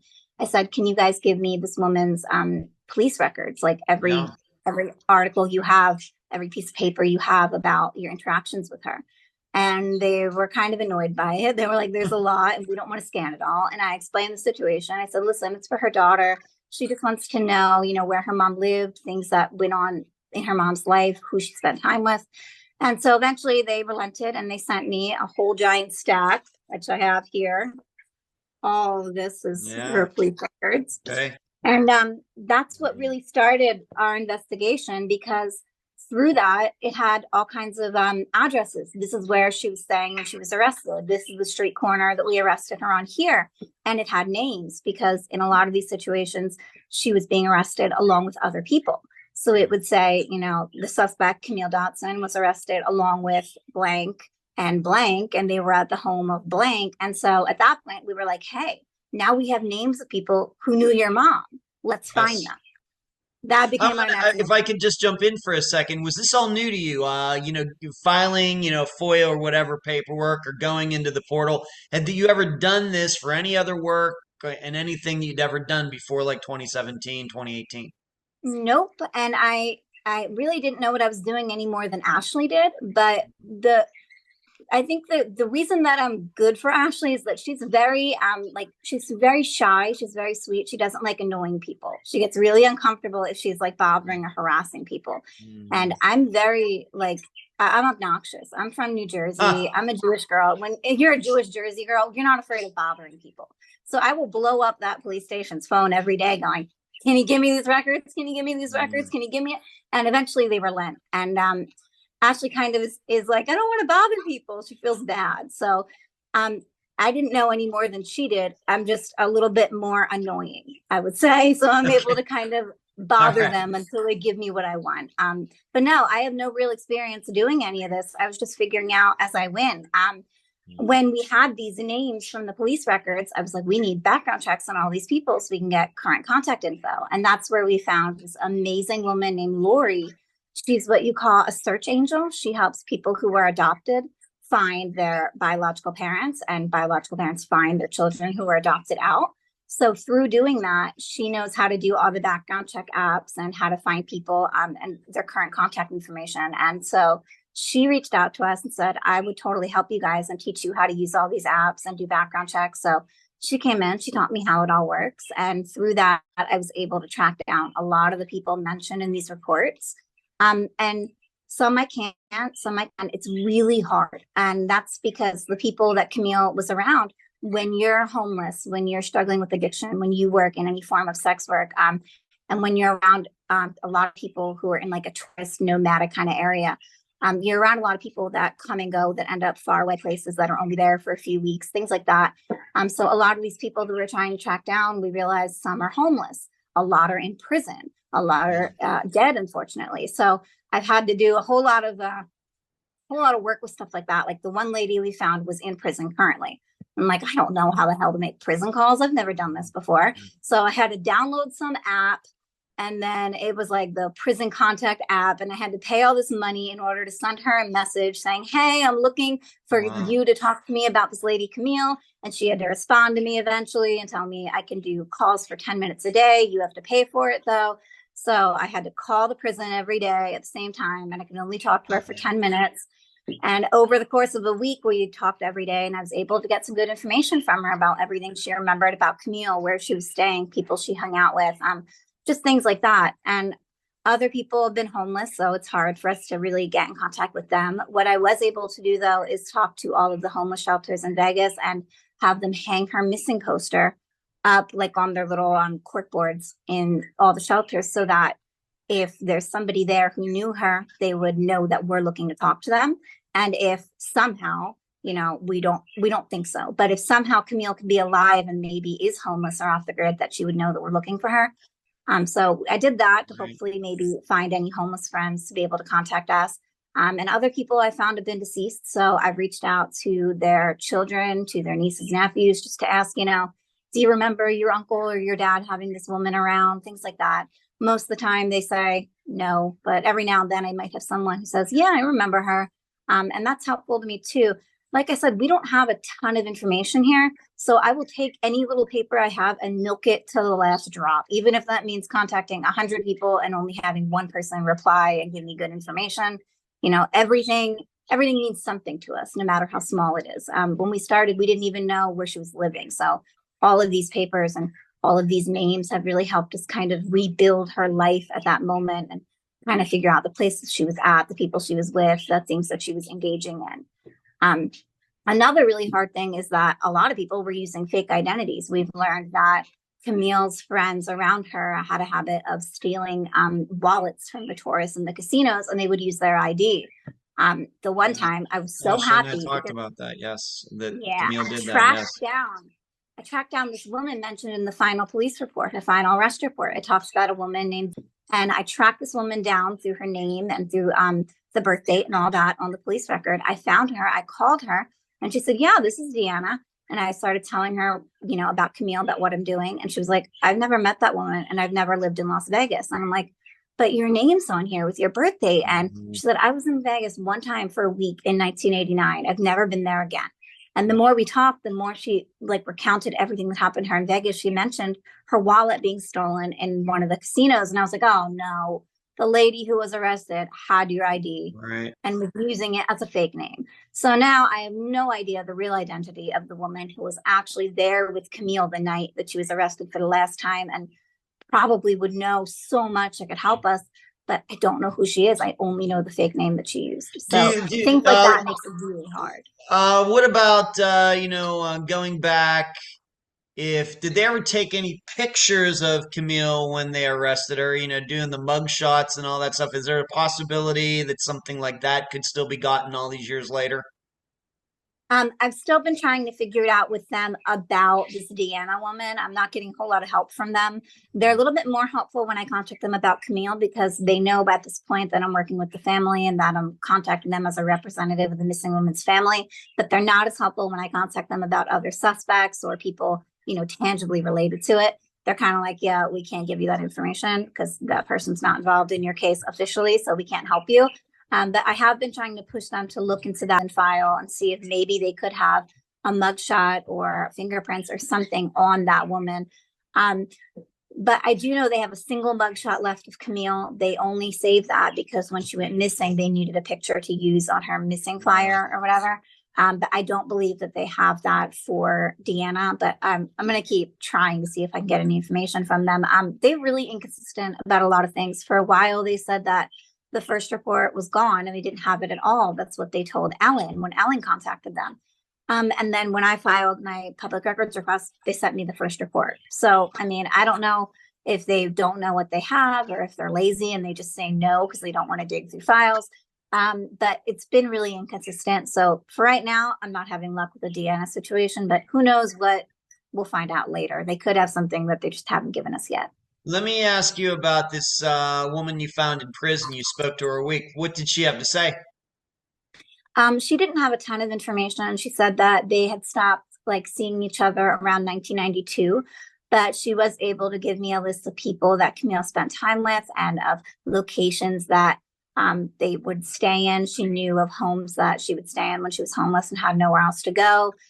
She knew of some of the names involved. I know this Kiko guy, when I asked her, she knew a lot about him. When I asked her about one of the men that Camille was living with, Alan, she knew a lot about him. So she was mostly able to just give me a lot of context on what was going on in their life, what the drug use was like, what club she was dancing in, what she knew about all of the men around Camille. She wasn't really able to give me any information on her disappearance because she had no idea that Camille disappeared. That's mostly why I'm contacting all these people. Not one person that I've reached out to that knew Camille knew that she was missing. You got to remember, she's never been on the news. She's never been in a newspaper. There's no missing posters hanging up of her anywhere until we started this. So her own friends who used to see her every day didn't even know she was gone. Unless you Google her name, you don't know it. So that's part of the reason why. It's weird, though, that they knew her and then they suddenly don't see her. And they don't suspect maybe something's, unusual, strange, maybe criminal has gone on. No insight into that at all. They just actually just went around. The reason for that is that they're living a really different lifestyle than you and I are. Everything around them is kind of nomadic. They are homeless, so a lot of times they're taking a ride, hitchhiking to any other place that they can stay in. They're couch surfing different people's houses. They're not people that have a specific home and live in it and are there every day and seeing the same people every day. They go to jail a lot. So with them, they tend to think someone, I never see them again. They must just be in prison, or they must have taken a ride and are now staying in some other city. With them, it's not really shocking when somebody that they know just kind of takes off. They're all very nomadic. Okay. Let's talk about one particular piece of information that was totally unknown to Ashley until you got it, and that had to do with somebody that you already mentioned. Of course, he got mentioned prominently in Ashley's interview, and that was Kiko, and he and Camille getting busted on September 2nd, September 3rd of 1994. This was something that was unknown until you got the paperwork. talk about the reaction to seeing that. Ashley's reaction. What do you remember? Was that something that happened very early on in you getting involved, or did that happen later? What can you tell the listeners about that particular piece of information? So we figured this out in the first month of working on the case together because it was in the stack of police records that came to me. And the crazy thing is, when I had filed that public records request for all of her police interactions and they sent it to me, it was in chronological order. So I'm just looking at them, looking for names and addresses, and I'm scrolling through all of them. I go several days, and little did I know that this one at the end would be such a huge deal. And I'm just reading through all the other mundane ones. And then finally, after days of doing that, I see the last one and I'm so confused. I'm sitting there in shock because it says September 2nd. And Ashley had always told me that Camille vanished in June and that the last time they spoke to her was in June. And the official police report on her disappearance says June. Charley Project, the Doe Network, NAMUS, all says June of 1994. And I'm looking at a paper that says she's alive and being arrested in September of 1994. So that was the main shocker. And then the more I read, the more I was even more shocked because we always believed not only did she vanish in June of 1994, but that she was living with this man, Cruz Diaz, her ex-husband at the time. Now we find out that not only was she alive and known and interacting with police in September, but she was living with a totally different man at a totally different address that we had never even heard of before.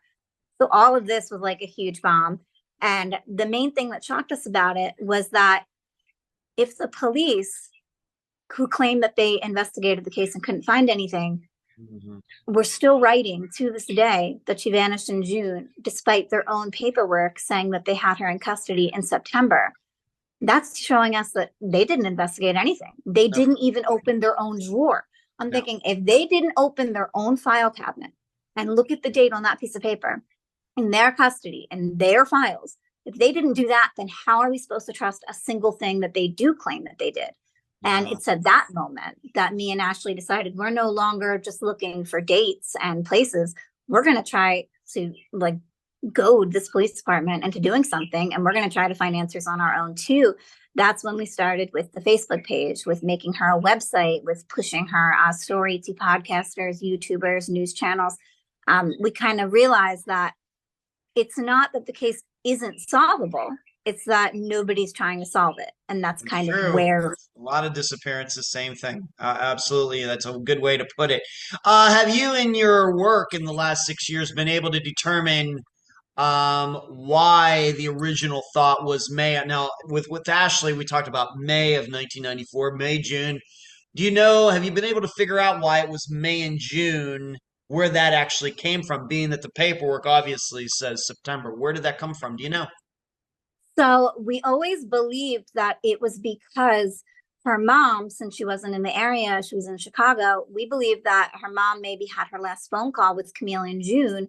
So she just told them the last time I know of her being alive was in June. Right. However, Ellen was able to go through her documents because Ellen, who was Camille's childhood best friend, stayed in contact with Camille's mother. And when she found out that Camille had went missing, she asked for all the information that her mom had. And thank God she did, because her mom, Barbara, passed away a few years ago. And so we don't have her to reach out to for information, but we have Ellen, who got all the information Barbara had and actually sat and took notes on every phone call. And so she was able to recently go through her garage and find her box of documents. And she actually had all of her notes still saved to this day, 20 years after taking them. And she scanned all of them for us and gave them all to us. And when I'm looking at it, I'm seeing this timeline she's writing down that her, and Barbara mentions a call in December and September from Camille to her husband. So we know that Barbara's husband was on the phone with Camille in September. So now I'm even more confused about why it ever said June, because not only do we know she was arrested in September, but we know that she spoke to her dad in September. So I just think that the police didn't look into it at all. But we don't know if that's because once again, we're thinking if we're still sticking to this September 2nd, September 3rd, and we know, and then she had this court appearance that she didn't appear at later in September. So we have like 3 weeks in there where we don't know Mhm. anything. Of course, it's accepted something happened to her before the end of September, but we don't have an exact date when this call happened in September or not. We don't. It only says September, but I would assume that it was in the 3-week period of her disappearance because she was arrested on the 2nd. So unless she called the day before, Yeah. and that's one day out of 30 something, Yeah. then I would say chances are it's in those 3 weeks. And by the way, that 3-week period is also a brand new piece of information that we have because her court records that show when her dates were and whether she showed or not are not public record. But the police officer that was assigned to her case, which we also only got accomplished in the last 3 years, her case being reassigned to a cold case detective. And he's been really helpful. He was able to go through the documents that aren't available to the public and to give us the information on the court date that she did not show up for. And he also was able to look back at all of her other court dates and was able to determine that she had never missed a court date before. So because of that, we all pretty much agree that she had to have vanished in that 3 weeks. And that was a huge deal because before that, we went from not knowing any time after June to any time after September 3rd to now finally having solid 3 weeks that she had to have vanished in. Right. So you have this paperwork. What about, of course, we're talking about all this government paperwork. What about, is there any chance that she went back to, once again, the Crazy Horse or wherever else? Oh, well, would those records be long, long, long, long gone? Even sometimes strippers pay taxes and things like that. Is that totally out of the realm of possibility of you figuring out, So just as an example, what if we were to find out she went back and worked and there was some sort of pay stub or something that was like dated September 19th? So I do have that information because I posted in Las Vegas Facebook groups asking for anybody who was ever associated with the Crazy Horse, the Crazy Horse 2, in the 90s to please reach out to me. I found a woman who used to dance there and she knew the manager who was in charge of the place during the era that Camille worked there. And the manager said she knows she has the documents somewhere that show exact days that people quit, but she's not sure where, and she will look. What she does remember is that Camille worked there, not for too long, just for a little bit, and then just stopped showing up one day.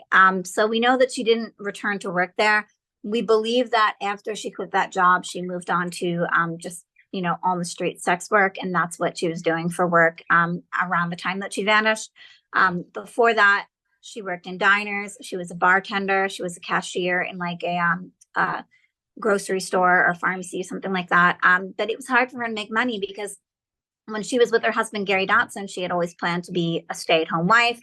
He wanted to be a contractor and was going to work to support them. And they had some extra money because of the fact that the woman who had falsely accused Gary of rape had written a book, and she gave the proceeds to Camille and Gary. So they were pretty financially secure at the time, and she planned on just staying home and raising her daughter.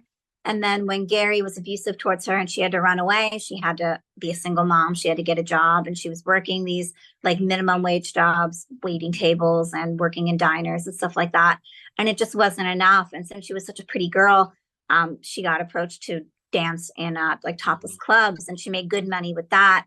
And that went well for a while. And the sex work stuff came about much later, like in the mid 90s after they had moved to Vegas. And that was mostly just out of desperation when everything else was failing and she was struggling to keep a job because she was dealing with addiction. And I'm not surprised she went to addiction. When you have that kind of trauma, I mean, she'd now been through 2 extremely abusive marriages and was a single mom. And it's a hard life. I'm not surprised that she developed a severe addiction and ended up starting to do sex work in order to pay that. But before that, we know she did work at the Crazy Horse for a little bit and also at the Crazy Horse 2. And both of those were involved with mob activity in Vegas. So we've always been kind of suspicious of that. Like maybe there's some off chance that she could have been involved in something or knew something and somebody would have hurt her. I think personally that's the least likely possibility, but it's a possibility. So we haven't discounted it, especially because when her Rolodex, when we went through it, one of the phone numbers that said Dimitri actually takes you back to the FBI, the local FBI office in Vegas. So the fact that she had a number in there that she was calling that goes to the FBI leads us to believe that she was an informant on someone. And that could be mob related, but it's far more likely to just be her flipping on a drug dealer or a pimp or something like that. It's very, very common, especially in those days, for when an addict or a prostitute was arrested, for the police to say, hey, we'll let you go, you're small potatoes, if you give us info on that big pimp or that big dealer or something like that. So I think that's the most likely situation, that she was just giving them info in order to not go to jail on something.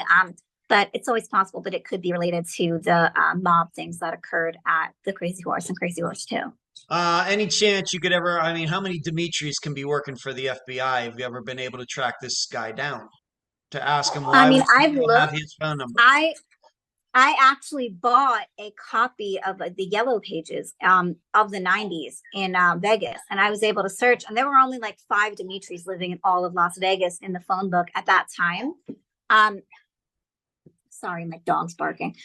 But anyway, I was thinking maybe one of them could have been the guy. And there's also always possibility that Dimitri wasn't his name at all, and that was just a code name that she had for him when she called. We don't really know.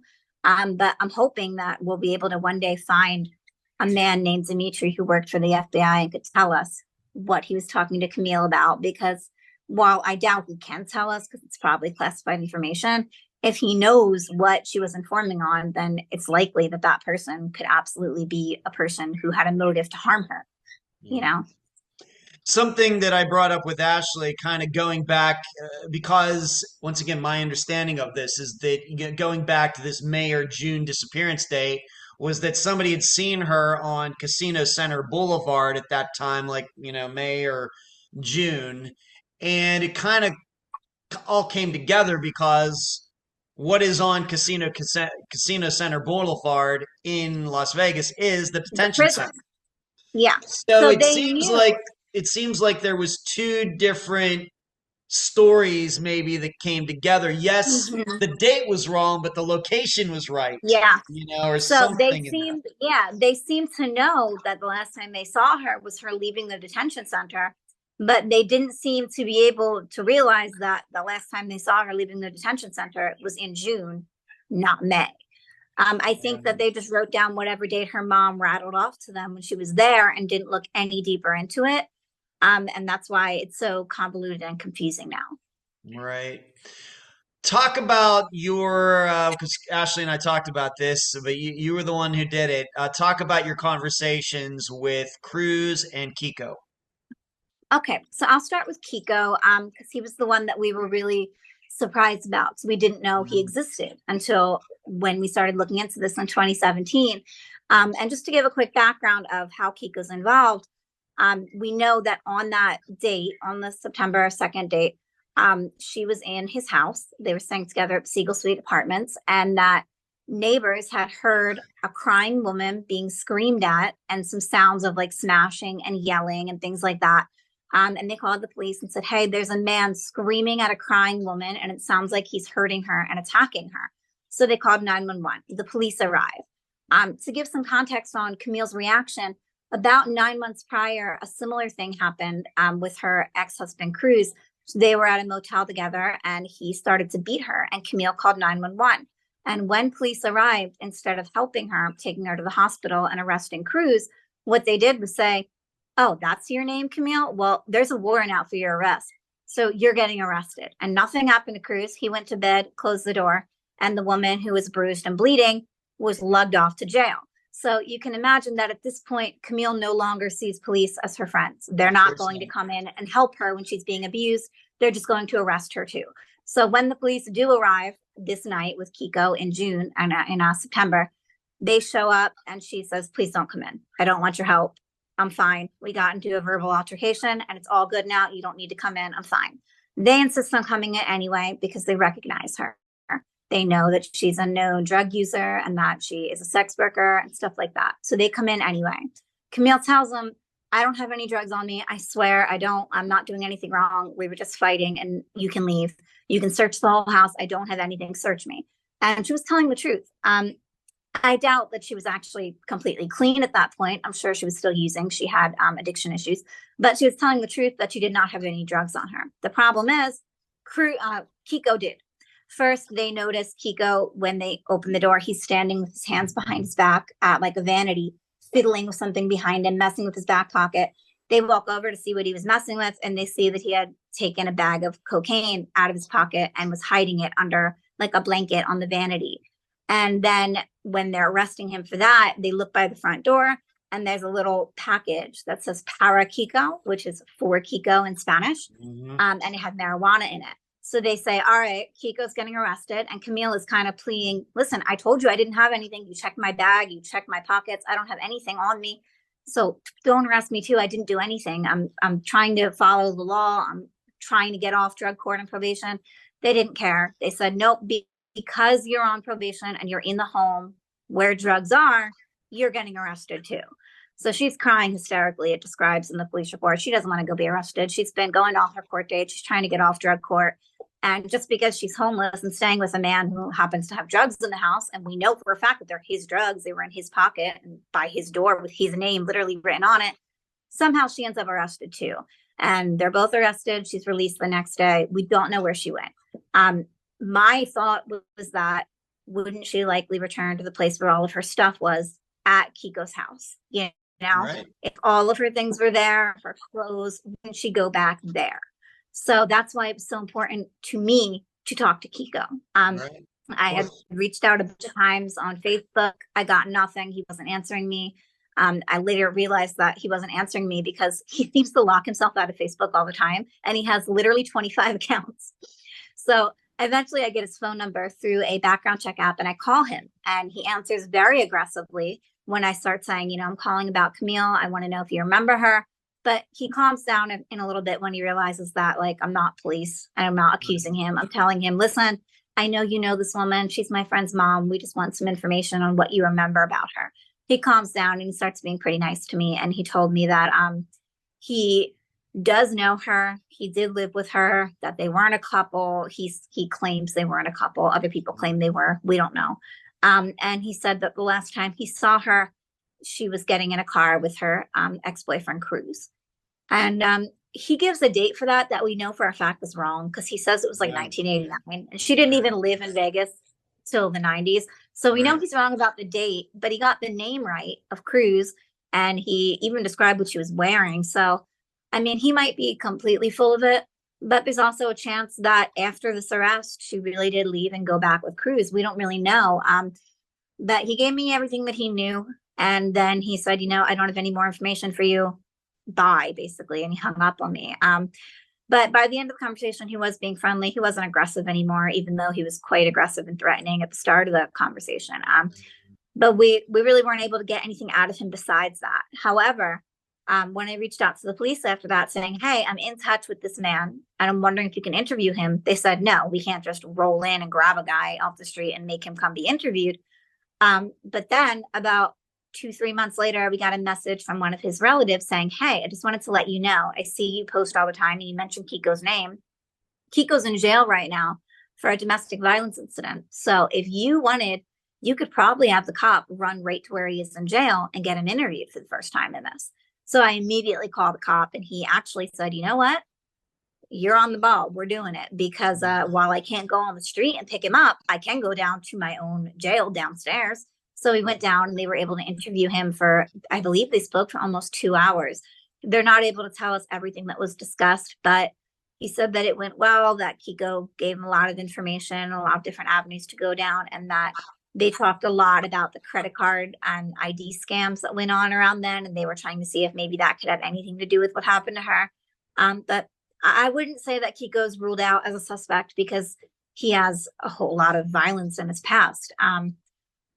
He just does. He has a lot of domestic abuse charges and multiple women around him have had bloody ends, though I'm not sure that it has anything to do with him as much as just the way that they live and the people around them. But it does seem that violence tends to follow him. So I'm not saying that he's ruled out. I'm just saying that he has been cooperative, unlike Cruz, who has not been cooperative at all. Right. I agree with you that after he probably had not been asked about Camille since maybe 1994. And so just out of the blue, you calling him not knowing that you're going to call him, and you ask him about Camille, and he just pulls Cruz's name right out of the air, probably somebody he hasn't thought about for all that time. I'm inclined to believe him. Now, whether that's the actual Me day of too. the disappearance or a week before or a month before or something else, I don't know. But I certainly believe that that happened at some point. The Cruz was at his place, got Camille, and left. I mean, at the time, to me, what it seemed like is that he was just like, I'm going to pin it on Cruz. And I would have been more likely to distrust him if Cruz was also cooperative and honest. The Yeah. Cruz has been the opposite of cooperative and honest. And the more Talk I about look that. into Go ahead. Cruz, Talk about that, yeah. please. So Cruz, if it has been talked about already, was Camille's second husband. They got married in December of 1993, and they lived together in this place on Bridger Avenue, like a little apartment. Ashley lived with them for a little bit. She remembers Cruz being really intimidating, being aggressive. She remembers him breaking her mom's nose and sexually assaulting her. She remembers a night when her mom just ran out of the house with her in her arm, like in pajamas, because they needed to get to safety away from this man who was going crazy on them. And it was all bad stuff, what Ashley told me about him. So I began researching him myself, looking at background checks, looking at his criminal records. And the criminal records in Vegas alone were really bad. We read that in 1989, he stabbed a man to death over $5. Literally a $5 drug debt. He pulled out a knife and stabbed the man to death. They arrest him for it. And he only gets sentenced to 3 years in prison after stabbing a man to death. He pleads guilty to involuntary manslaughter and only gets in for 3 years. So then I find another one in 1999 in Vegas in which over $130 that he was trying to steal from a man, he gets angry and starts stabbing the man, and he thinks the man is dead. The man hears him saying he's dead. We have to ditch the body. They drive out to the desert, leave the man in the desert, and then drive off. The man survives. He's still there, just barely conscious, and crawls to safety and tells police what happened to him, and they arrest Cruz. This time he's arrested and sentenced to 7 years in prison. I don't know how long of that he served, just that it was 7 years for attempted murder. So I already knew this guy was bad, especially after seeing Camille's police records on reporting him attacking her. But then I filed for his police records in other places that he lived, because somebody told me he lived in Utah for a while. So I contacted Salt Lake City for their police records, and they sent me 2. And it was so, too. So you saw, they're so bad. Apparently he had a girlfriend in 1996 in Vegas, and he was so abusive to her that she took off and moved to Salt Lake City to stay with her father, specifically to escape Cruz.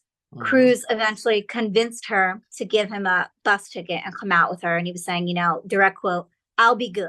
I'm better now. I'm not going to hurt you." She trusted him. Yeah. She gave him the bus ticket. He came out. And within a week of being in the Salt Lake City with her, he randomly, viciously attacked her and beat her head in. And they called 911 and arrested him. And at some point, he ends up finding yet another girlfriend and moving in with her. And while he's living with that girlfriend, he apparently literally ties her up and is holding her hostage in her own home. She was able to call the police, and she said, "I was just released from being tied up and strung up in restraints in my house." And she was covered in ligature marks. She had bite marks on her body. She had bruises everywhere, cuts, scratches. And she called police and reported it, and they arrested him. And I believe he was booked originally for attempted murder and for kidnapping, but that stuff must have been dropped because within 2 years he was back in Las Vegas, and that's when he committed that second attempted murder with the stabbing incident. So I know this guy's a bad guy. Objectively, everybody can agree on that. But I start trying to contact him. I text his phone number, and he never answers me. And then I find online that he has a girlfriend on Facebook, and he's tagging her and stuff. So I reach out to the girlfriend and I say, "Hey, I'm not accusing your boyfriend of anything, but I wanted you to know that I've been trying to reach out to him about his ex-wife. And if you could maybe let me know a time that he could talk to me, it would be really helpful." And she writes back a few months later and says, "I just saw this now. We broke up. He has a new wife. Here's her phone number." I call his new wife. Yeah. The new wife answers, and she's so cool. She picks up the phone and she goes, "So you're telling me that he has a wife that he never divorced and that she's missing?" And I said, "Yeah." And she goes, "Give me 2 seconds." And she's yelling for him. She goes, "Cruz, get in here and talk to this girl." And I'm like, "Oh, hell yeah, this girl is cool." And she makes him talk to me. And he starts telling me, "I don't know this woman that you're describing. I've never met a woman named Camille. I couldn't have married her because I've never met her." And I'm like, dude, I have the marriage license. I know you married her. I'm looking at the marriage license right now. It has your name, your birthday, your mom's name on it. And he's saying, well, all that information is correct, but it wasn't me. So my ID must have been stolen.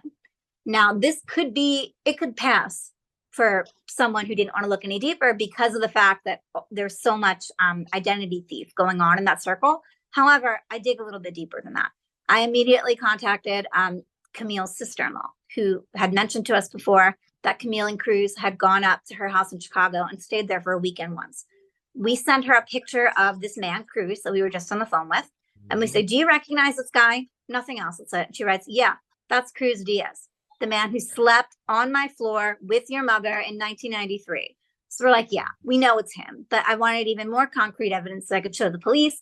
So what I did was I filed a records request for his current marriage certificate with the current wife who I had just spoken to. And when that eventually came, I pulled that certificate out. I pulled out the wedding certificate with Camille, and I looked at the two next to each other. The signature and the handwriting were identical, 100%. No question at all that it's the same exact man.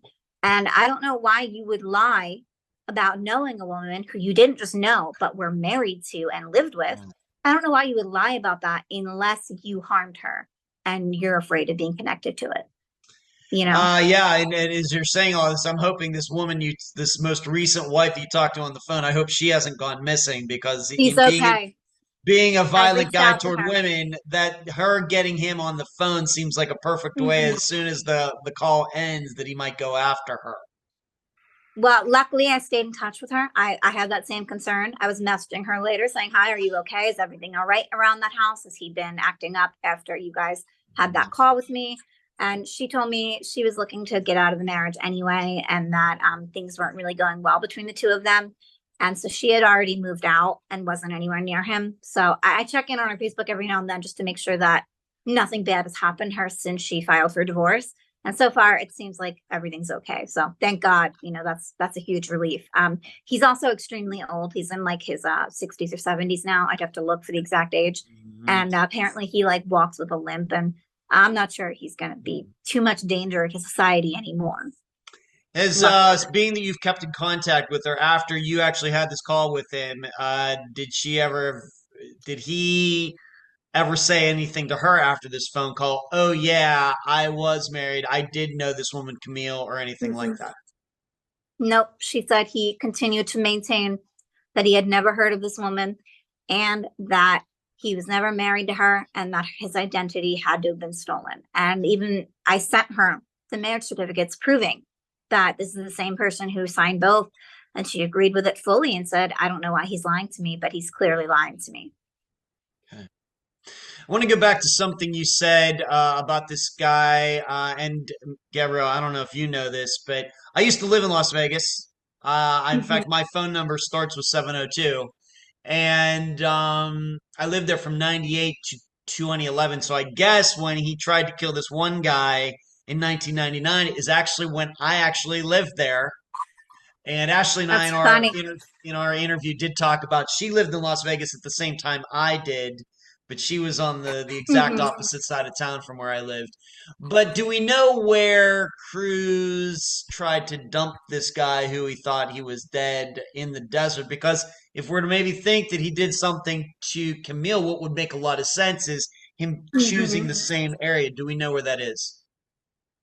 I don't have the exact information on where that body was dumped. It just says that he was in the desert and that the man crawled out on foot and went to police. But we have thought about that exact point. And that's one of the things that I want police to kind of look into with me. I want them not only to interview Cruz immediately, because I think it's extremely suspicious. If you have a man who has a murder already on his belt, an attempted murder, and at least 4 horrible assaults on women, and his wife is missing and he's never divorced her, the missing woman, and he's never reported her missing. He's never talked to police and he pretends he doesn't know her. I don't know how you can't at least interrogate him. You know what I mean? So I've been trying to pressure them to do that the way they did with Kiko. I may have to wait until Cruz is in jail for something else, which he will be eventually. He always is. But I'm going to have to wait for something like that to happen. And hopefully when it does, they can not only interview him, but also maybe dig through their own police records and figure out where that body was dumped. I definitely think the aspect of the huge desert all around Vegas is Yeah. most likely the reason why we don't have any remains to do DNA testing on, because it seems like a lot of bodies get dumped in that desert and not all of them get found. It's just so remote. I know that there was a serial predator in the area who succeeded in killing one sex worker and attempted to kill a second one. And this was a few years after Camille vanished. It was in like 1997. And I actually reached out to the son of the woman who was murdered. And he, similarly to Camille, has never had his mom's story written about in a newspaper or covered anywhere ever in the news. Nothing. There's nothing. Nothing. No kind of investigation to even look for the man who did this to her. It just seems like they don't really care about women like this. But me and him were trying to figure out if there's any connections between the two cases, because she also was found in the desert, and there was at least other like 5 other women in similar circumstances who were found in the desert at that time. So I believe that if she was a victim of a serial killer in the area, or if she was the victim of Cruz or anyone else, no matter what, most likely situation is that her body would be in that desert somewhere, you know? Do we even know the name of the guy who was attacked in 1999? We do. It's in the, I don't know it offhand, but I have it in the police reports. The one guy's name was Kenneth, and I forget the other one. I could send them to you, though, if you wanted to read through those reports as well. Have you ever tried to contact this guy? Once again, you did say that they thought he was dead. They dumped him in the desert, but he made it actually back to civilization. He wasn't dead. Yep. So you know who this guy is. I do, though. This most recent report we only got about 2 weeks ago, because while Las Vegas did not include this one in the report that they sent to us, Ellen had it in her stack of files on the case that she only gave to us about 2 weeks ago. So we do plan on reaching out to the man now that we know about who was stabbed in the desert. But our main focus since getting those records has been on the Rolodex, because Barbara, Camille's mother, had her old Rolodex, and she read off all of the names and numbers that were on them to Alan, who wrote every single one of them down. So my immediate focus when we got those records was to start trying to find those people. I found one has already passed away, but I reached out to his children and his nieces. Other ones I'm not able to find because all I have is a phone number and a first name. And what I've done to kind of find them is buy a bunch of archived copies of phone books in that area from that era. And I'm kind of going through and typing in the phone number one by one and seeing if I can find those phone numbers, who they were assigned to then, and see what those people's connections are to the person with the first name that's on here. So that's what I've been kind of hyper focused on since we got those records. But when I'm done with that process, I definitely plan to also reach out to the victim of Cruz and see if maybe he could tell us where he was dumped and what he knew about Cruz, because it seemed like he was familiar with him before the stabbing happened. So I would love to talk to him. Right, that might be a good place to start a search. If he were to say, well, yeah, I was dumped off over there near Sunrise Mountain or somewhere like that, that might be a good place to start. Right. Okay. Where does this need to go next? I mean, what is the next step for you in this process? So what I want and need the most is for the police to be stepping up and doing even a fraction of the work that Ashley and Ellen and I are doing every day. They're literally getting paid to supposedly be a cold case division and to be detectives that investigate cold cases. But here's a cold case right here that it's not like we're at the end of it. Like, they've gone down every road they can and they physically can't do anymore. So it just goes cold and gets shoved into a file cabinet. There are so many different things that they could be doing to try to find her, and they're just not really doing it. I know that the detective in charge right now has been a lot more helpful than previous ones. So I'm not directing my anger towards him. He's been really helpful to us and just really amazing. But I definitely think that there's a whole lot of avenues that they could be going down right now, such as interviewing Cruz and getting in contact with him, that they're not really interested in doing, which I don't understand. I guess what I meant to ask is things that are under your control for you personally. You can't get the police. The police are going to do what they're going to do. But for what you're doing, your research and everything else, what's your next step for what you can control? So our current goal is finding all of these people who are mentioned in her Rolodex. That's our main focus right now, because these are people who we know were with her in the final years of her life, like 1993 and 1994. So I'm desperately trying to track down those people. I've been posting all over local groups in Vegas saying, if you know anyone who had this name and this phone number in the 90s, please reach out to us. We don't have last names. All we have is a first name and a phone number. I'm also trying to get in touch with this man, Dimitri, who supposedly worked for the FBI and was talking to Camille about something. We don't know what, but I'm sure whoever she was talking to him about has motive to harm her. So I think that going down that avenue is really important, hoping to find him eventually.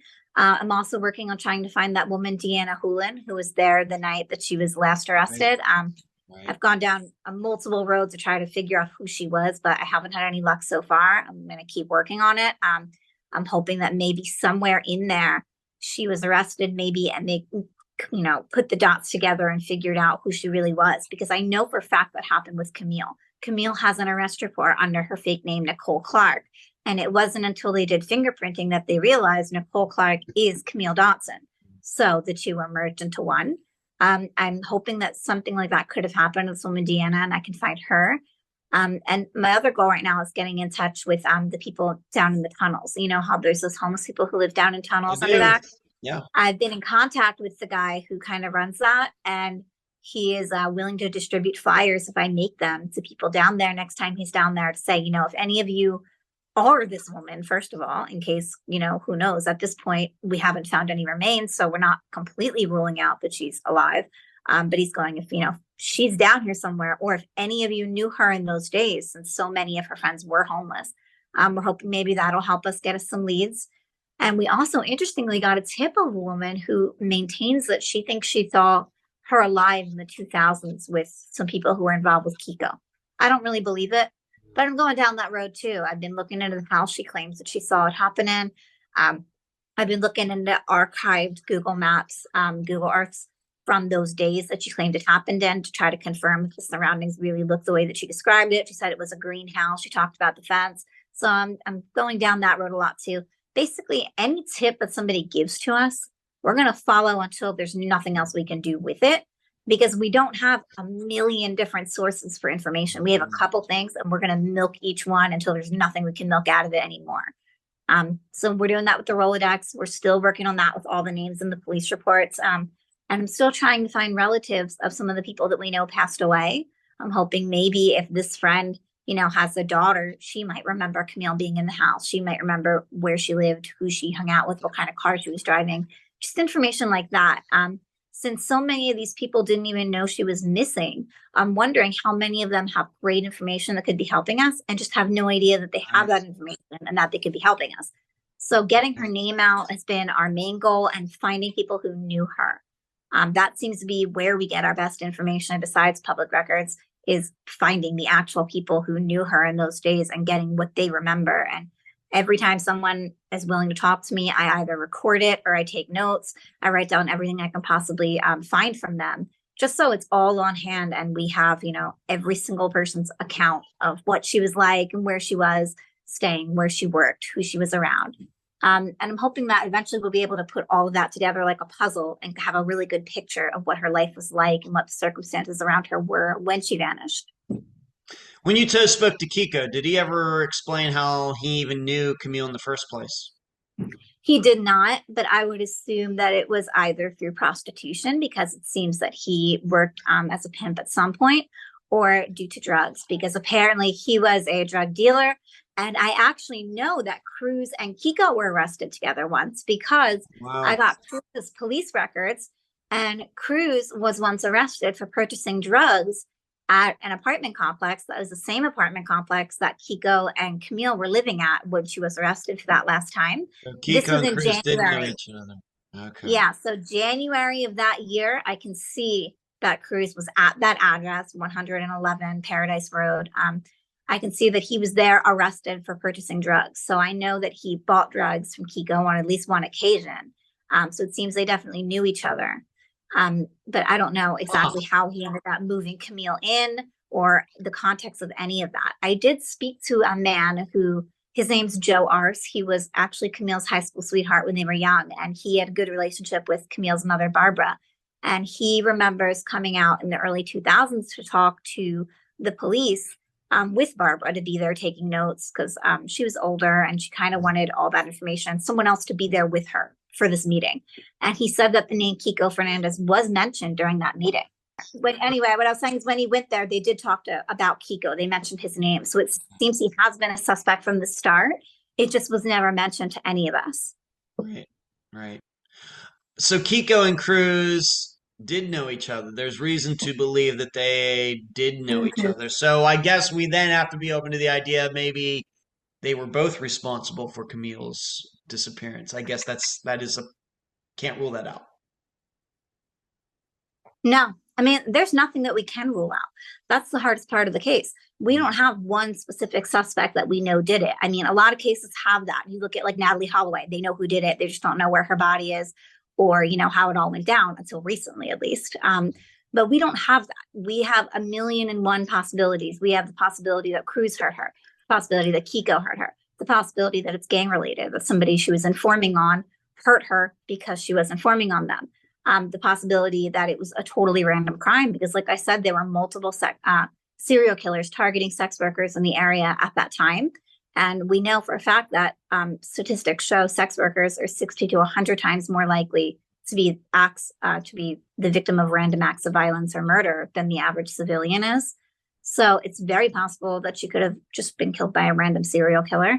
And again, it's possible that she wasn't killed at all. She's out there somewhere, maybe homeless, maybe underground. We just don't know. There's just so many different possibilities that we have no idea. So we just haven't ruled anything at all out quite yet, 10 years ago, could you have ever imagined that you'd be doing this? No, it's not anything I ever really wanted to do until I met Ashley and I saw how deeply she wanted some basic answers. And I realized how relatively easy it was to get them. I mean, it's not easy in the sense that it's not very time consuming and it takes a lot of work, but it's not unobtainable. I've been able to do all this just through old fashioned like police work, through going through phone books, through calling 1,000,000 different people, posting up posters and having it shared in Facebook groups and having her name said in YouTube and on different podcasts. And 2 times on the news, we just had a 3rd news appearance that's going to air soon. So it showed me that there's ways to get these answers and police just aren't doing them. So, I mean, if someone has to do it, why not me and Ashley? It's not something either of us wanted to do. We don't want to be investigators, but someone's got to do it. So we took it on. Okay. I do have to ask you one thing, going back to something you mentioned very early on, and I know that I have to do this because of all the listeners are going to say, Ed, you have to ask her about this. But being that your, I guess, mother knew Danielle and at least Richard, any insight into their disappearances from, I know it's been like 20 years now or something, it's been a while. Any insight into that, being that your family is so close to at least one of their families?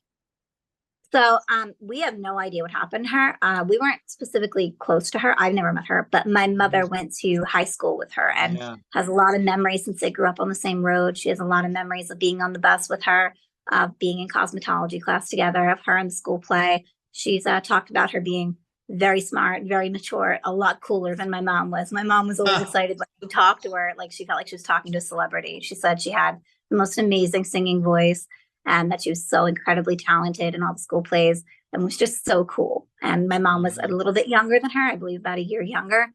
So she kind of always felt like she was hanging out with like a big hotshot celebrity when she would talk to her at school. But she has no idea what happened to her. Neither do I. There's a lot of rumors and theories that go around. I don't know anything.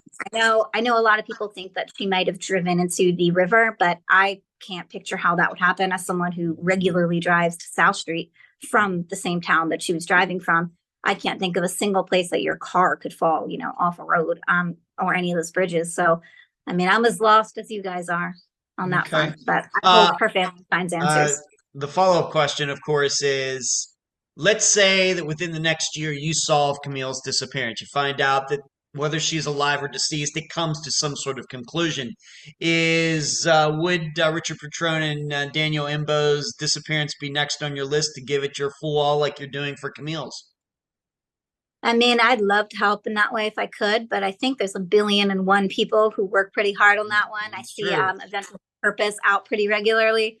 So I don't Yeah. think they really need me. I don't think I'm needed in any way. I don't think any of the Okay. stuff that I'm able to do would help them. But if there was a way for me to help other people who have a case like Camille's that isn't being looked into, that needs to Right. have the name being put out there, that needs to get contact with podcasters, YouTubers, the news, public records, if I could help somebody like that, I absolutely would. I actually have been helping one man who's making a documentary on the case of Donna Gentili, who was a sex worker murdered in San Diego. And I helped him with some background check to get in contact with some of the main players in that case. Little things like that I do if anyone contacts me after seeing what I do for Camille's family. If they ask for help, I'll do whatever I can. But there's no other case that I'm as invested in and that I work Right. on this regularly Sure. as Camille. I do it now mostly because I grew to really love Ashley and I want to help her in any way that I can. I don't really think that we're going to solve this together, but I think that through our work, I've been able to kind of bring her closer to her mom. I mean, until 2019, she had never heard her mom's voice and she was a small child. I was able to get ABC to give us the copy of her appearance on Good Morning America. I've seen it. And Yes. Ashley was able to hear her mom's voice for the first time in 26 years. And that alone, if that was the only thing I was able to accomplish, I would feel accomplished and done at that point. Just seeing her cry and being able to hear her mom's voice and see her face. That enough, I felt like that was more than enough for my job here. I don't know that we're ever going to solve it, but I know that we're making sure she doesn't go forgotten and that somebody out there is hearing her name again today. When this airs, they'll be hearing her name next week. When we have a news thing air in Vegas, people will be hearing her name. And maybe someone somewhere out there will recognize that name, recognize her picture, will have some information for us. And even if they don't, at least she hasn't been forgotten now. I guess that's my main goal, is to just make sure that whether we find answers or not, there's people out there doing what they can, trying to find answers, and that she hasn't been just thrown away to the curb and completely forgotten by society. Gabrielle, any final words before we complete this interview? Yeah, I'm really appealing to people to please share the posts about Camille on our Facebook page. Please, if you see people on Reddit talking about true crime, mention her case, talk about what happened to Camille, use her name. I think that the biggest danger that cases like hers have is that people don't talk about it. If you don't see a case on the news all the time, if it doesn't have its own podcast or its own series on ID Network, people just don't care. If you're not one of those top 12 famous cases that everybody talks about and have its own subreddit, you just kind of kicked to the curb and forgotten. And I don't really see how that's fair. I think that every human being has a right to be looked for, and that if it's you and your family and somebody that you love went missing, you wouldn't be okay with them just being completely forgotten. I feel the same way about the police. I urge them to continue to search for Camille, because they may look at Camille as being somebody who doesn't have worth and who isn't important, but which by the way is wrong, because everybody does.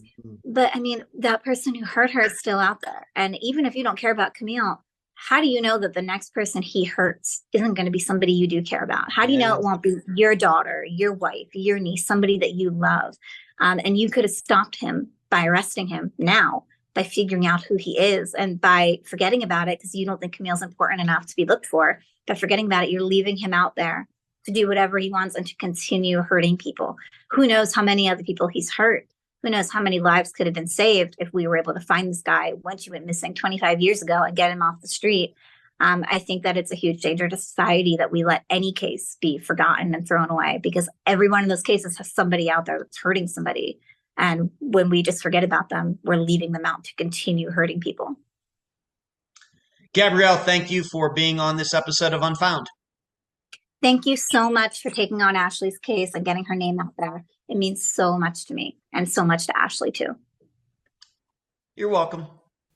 And those were my November 8th and November 9th, 2023 interviews with Ashley Dardanes Padilla and Gabrielle Prue, respectively. I thank them for appearing on both audio and video for this episode. For the first time in a while, I've made a map video. Please check it out on Unfound's YouTube channel as I go through the locations that are important to Camille's disappearance. Given everything going on with Camille in September 1994, many outcomes are possible, as many as we could ever possibly list for a disappearance. Camille could have overdosed somewhere and nobody knew who she was. She could have walked off into the desert due to being despondent about her life. A sex customer who she never met before could have killed her. Cruz could have killed her. Kiko could have killed her. Some other guy she knew could have killed her. So many possibilities. Sadly, but realistically, Camille being alive now does not seem to be a very good possibility. We always hold out hope, though. What really caught my ear, however, is something we don't hear a lot on this podcast.